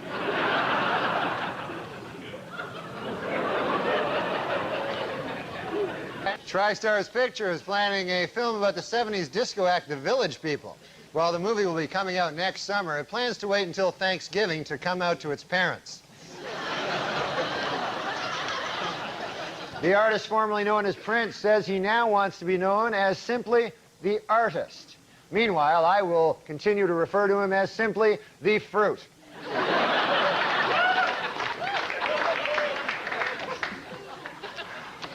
In other music news, several major acts are on tour this month, including the Counting Crows, Metallica, and the Fruit.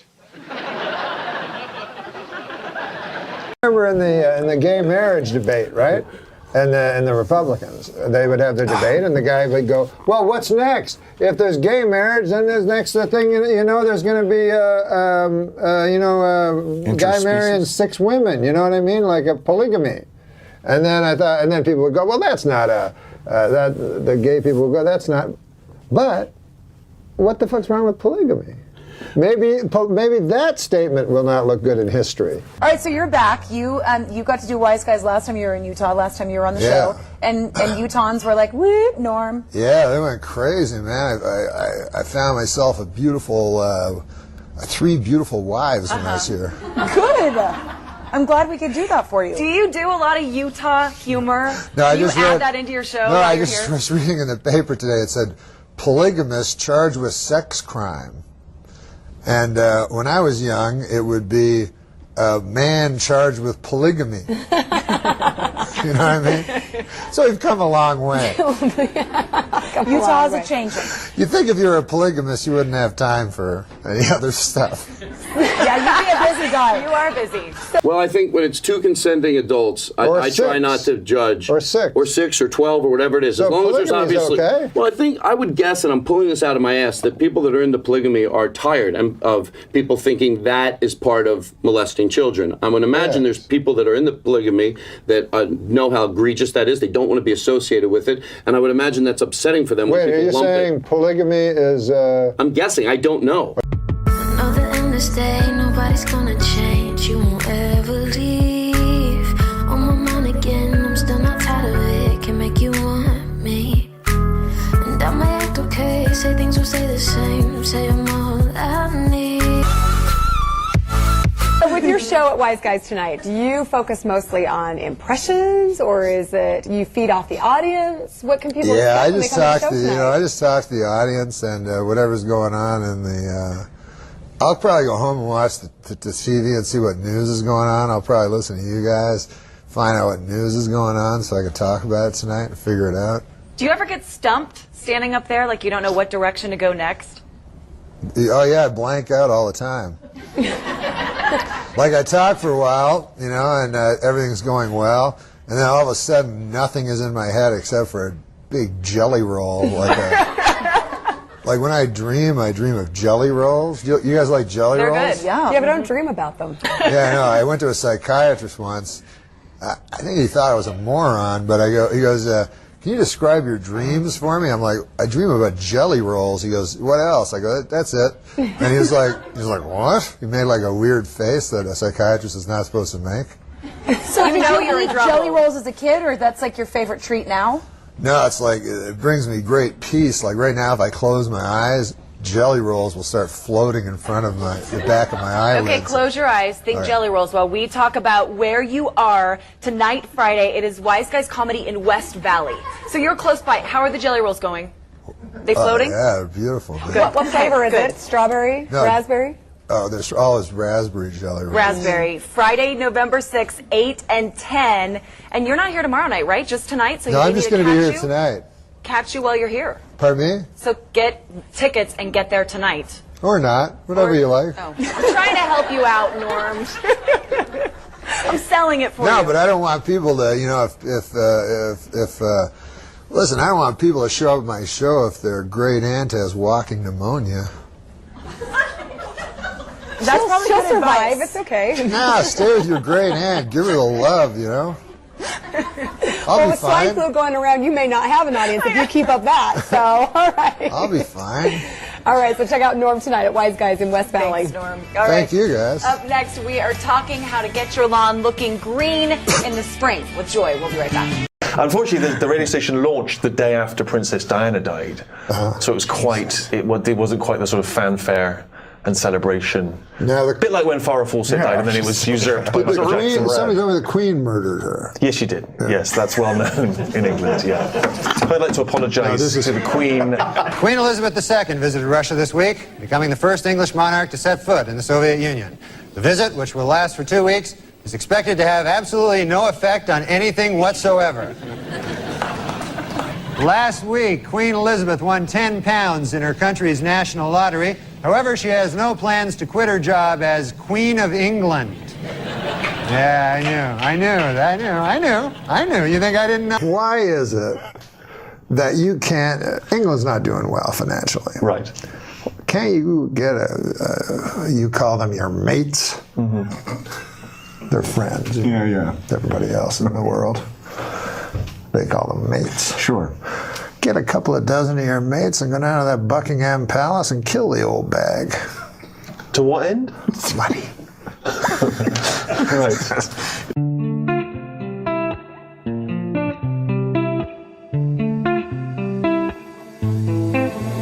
Little one, you've been away so long, and I need you now more than forever. Are you an old sea captain? What is this shtick that are you drunk on rum?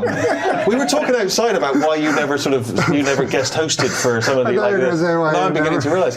But it's what's weird is you're not even drunk, and yet it's the illusion of it is extraordinary. I'm pleased to see that I've broken from the rule of only having white blokes on the show, which seems to be you only have white men and Roseanne because it's supposed to be a comedy. Right. But it's supposed to be. It's supposed to be. It's allegedly. I was watching on YouTube today. You going on Letterman. Well, I don't know. YouTube's fun, man. Yeah. It was. You know what I'm listening to now a lot, Tommy? I'm listening to audio tapes of Lyndon Johnson. Really? Okay. Well, now I understand why that. I believe that you actually do watch this website now. Yeah. Really? What do you mean? Really? Yeah. Really? He put in the system, that brought Nixon down. He put in the tape system. Yeah. Okay. And his are way more entertaining than Nixon's. So he put it in. That's kind of interesting. That sounds like kind of what you build a system to record. He did that obviously, so he was very aware that it was there. Yeah. So he was sort of almost doing a radio show. He did what you do. He was Rupert Pupkin. Lyndon Johnson was Rupert. Yeah. So what are you? So the funny ones were sometimes they're really funny. Just like the Nixon ones, the funniest ones are when there's all these Nixon tapes that you can listen to in the Library of Congress that have nothing to do with Watergate. They're way the fuck funnier. Like it's just Nixon talking about his wife and shit. And like one time his in-laws are coming, he's like, "I think I'll go stay at Blair House. I don't like that lady with her cooking." And you're like, "Oh, it's weird. It's the president." How many hours of these tapes have you listened I've listened to a lot of them, but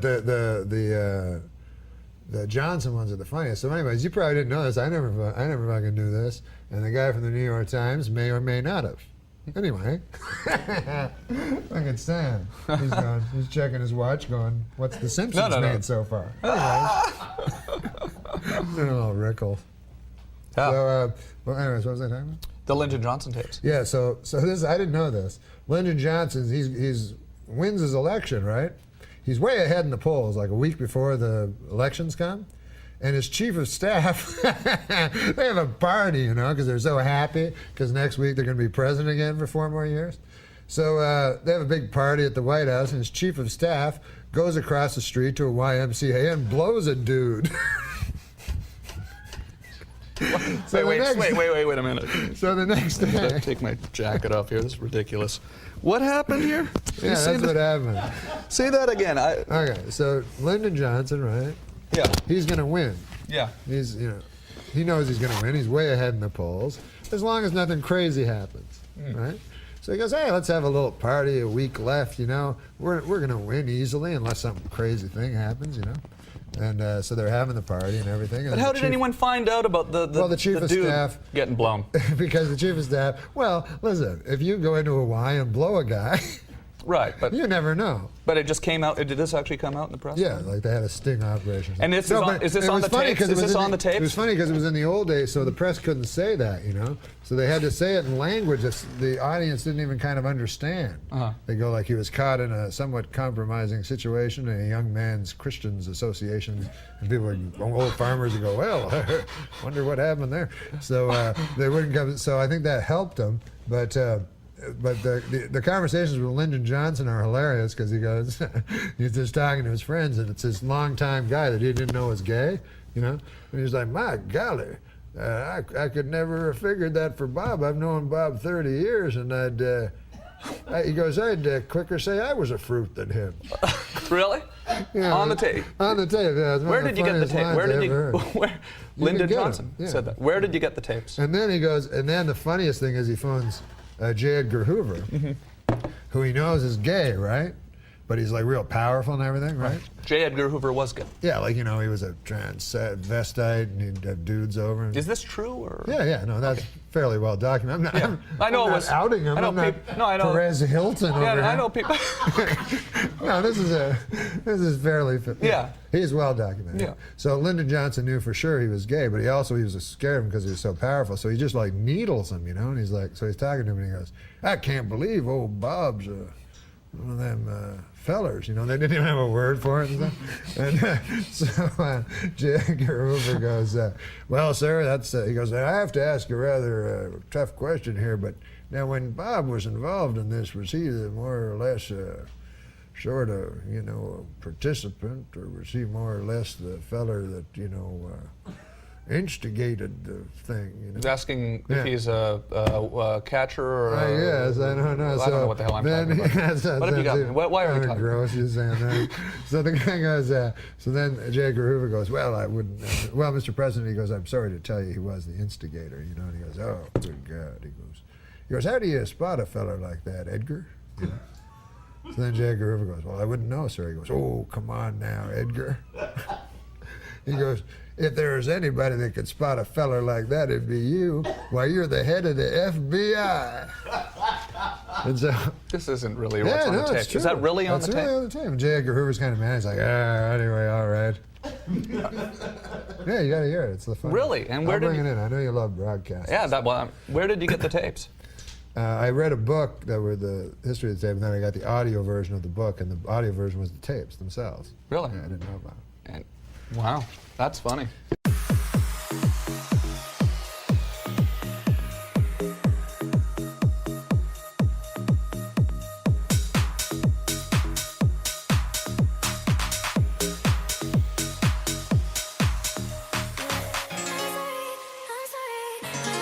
Sorry about me. I can be a bit complicated. So